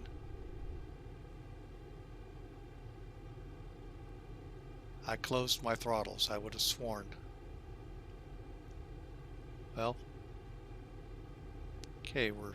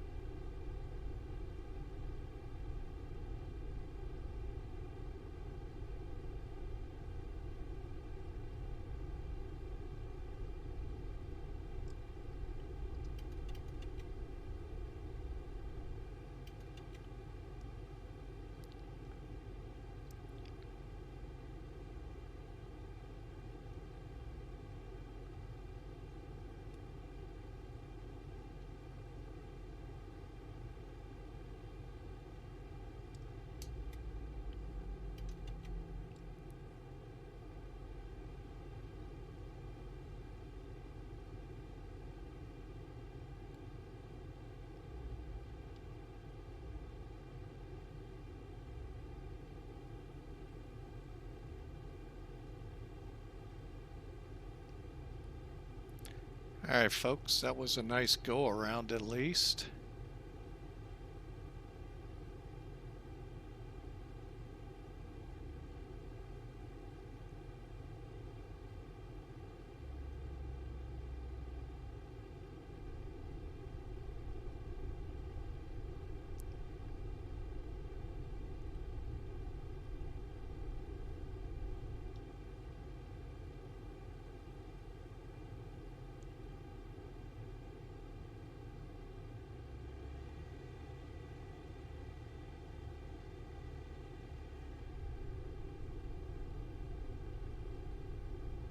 Okay. Flaps 30.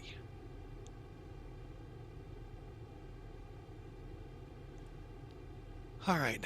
Well, we're going to try and land. I don't know how this is going to turn out, folks. 1,000. 1,000 feet, stabilized, Mr. Perch, altitude set.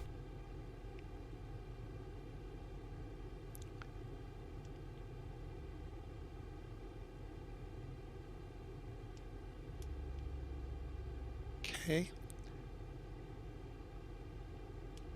All right, so coming back in from the go-around, that actually wasn't really that bad.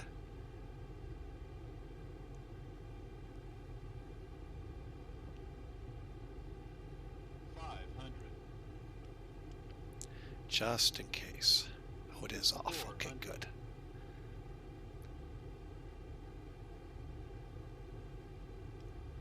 300. 2 approaching minimums.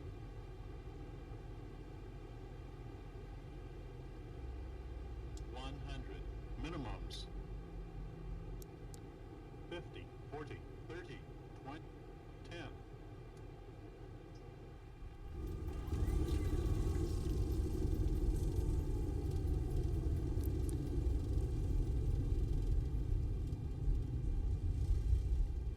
$80 knots. I'm not really sure if it's going to let me taxi. Let's see what we got here.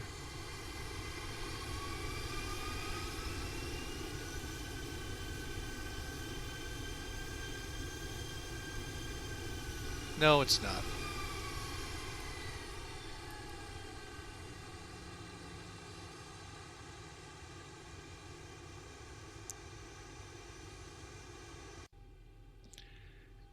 All right, so it's not going to let me taxi. So, folks, we're going to wrap it up here. Kind of pisses me off we blew tires on the landing. But anyway, that landing came in at 332 feet a minute. So, can't complain there. I don't know why it did not record the... One more time.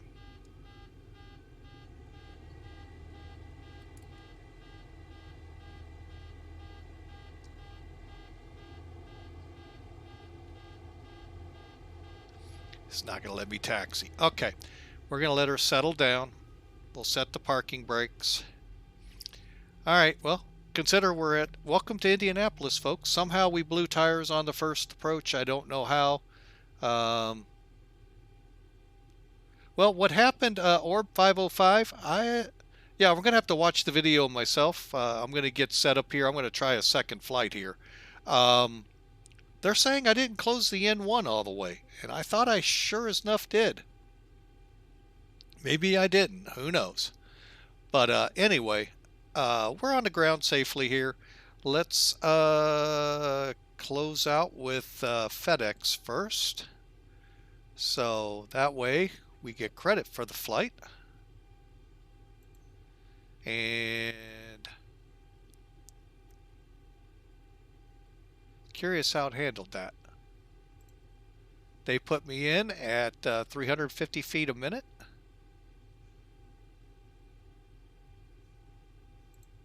Okay, so that looked good. Oh, wait a minute. Yes, I do. Sorry. Okay, close that out.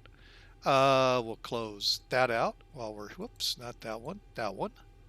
And folks, I do apologize for the, well, whatever happened, happens. So let's get this thing shut down real quick. We're not even going to worry about that. Flaps up. So that'll be this one down.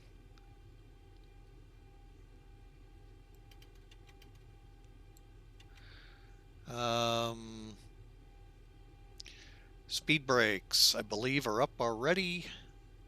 Landing lights off.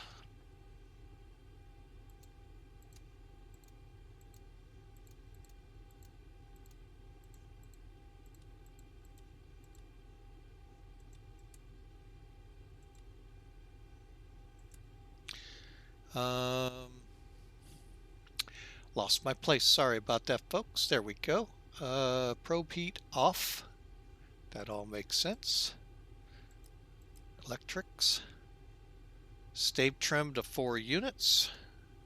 Whoops. Okay, well, we're going to leave it right there. And folks, that's going to wrap us up. I'm just going to, well, I guess I will start the APU. I wasn't going to, but. And Indianapolis traffic, FedEx 811. Blown tires on the runway, fire trucks rolling.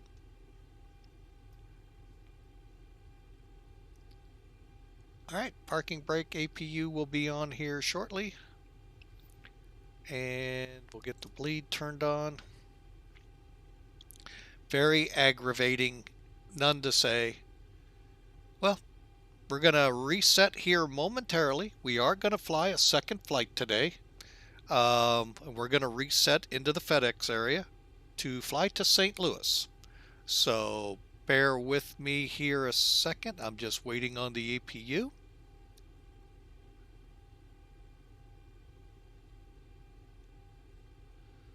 Once it's on, I can then shut these engines down and officially call this travesty a flight completed. The good thing is, we'll all walk away from it. Okay, gens are on. Trim air is still on. All right, back down to here. Let's shut them down.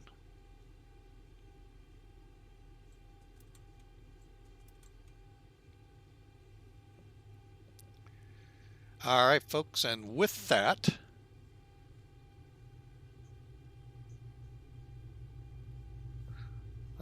five. We can turn the fuel pumps off now. Transponder to standby.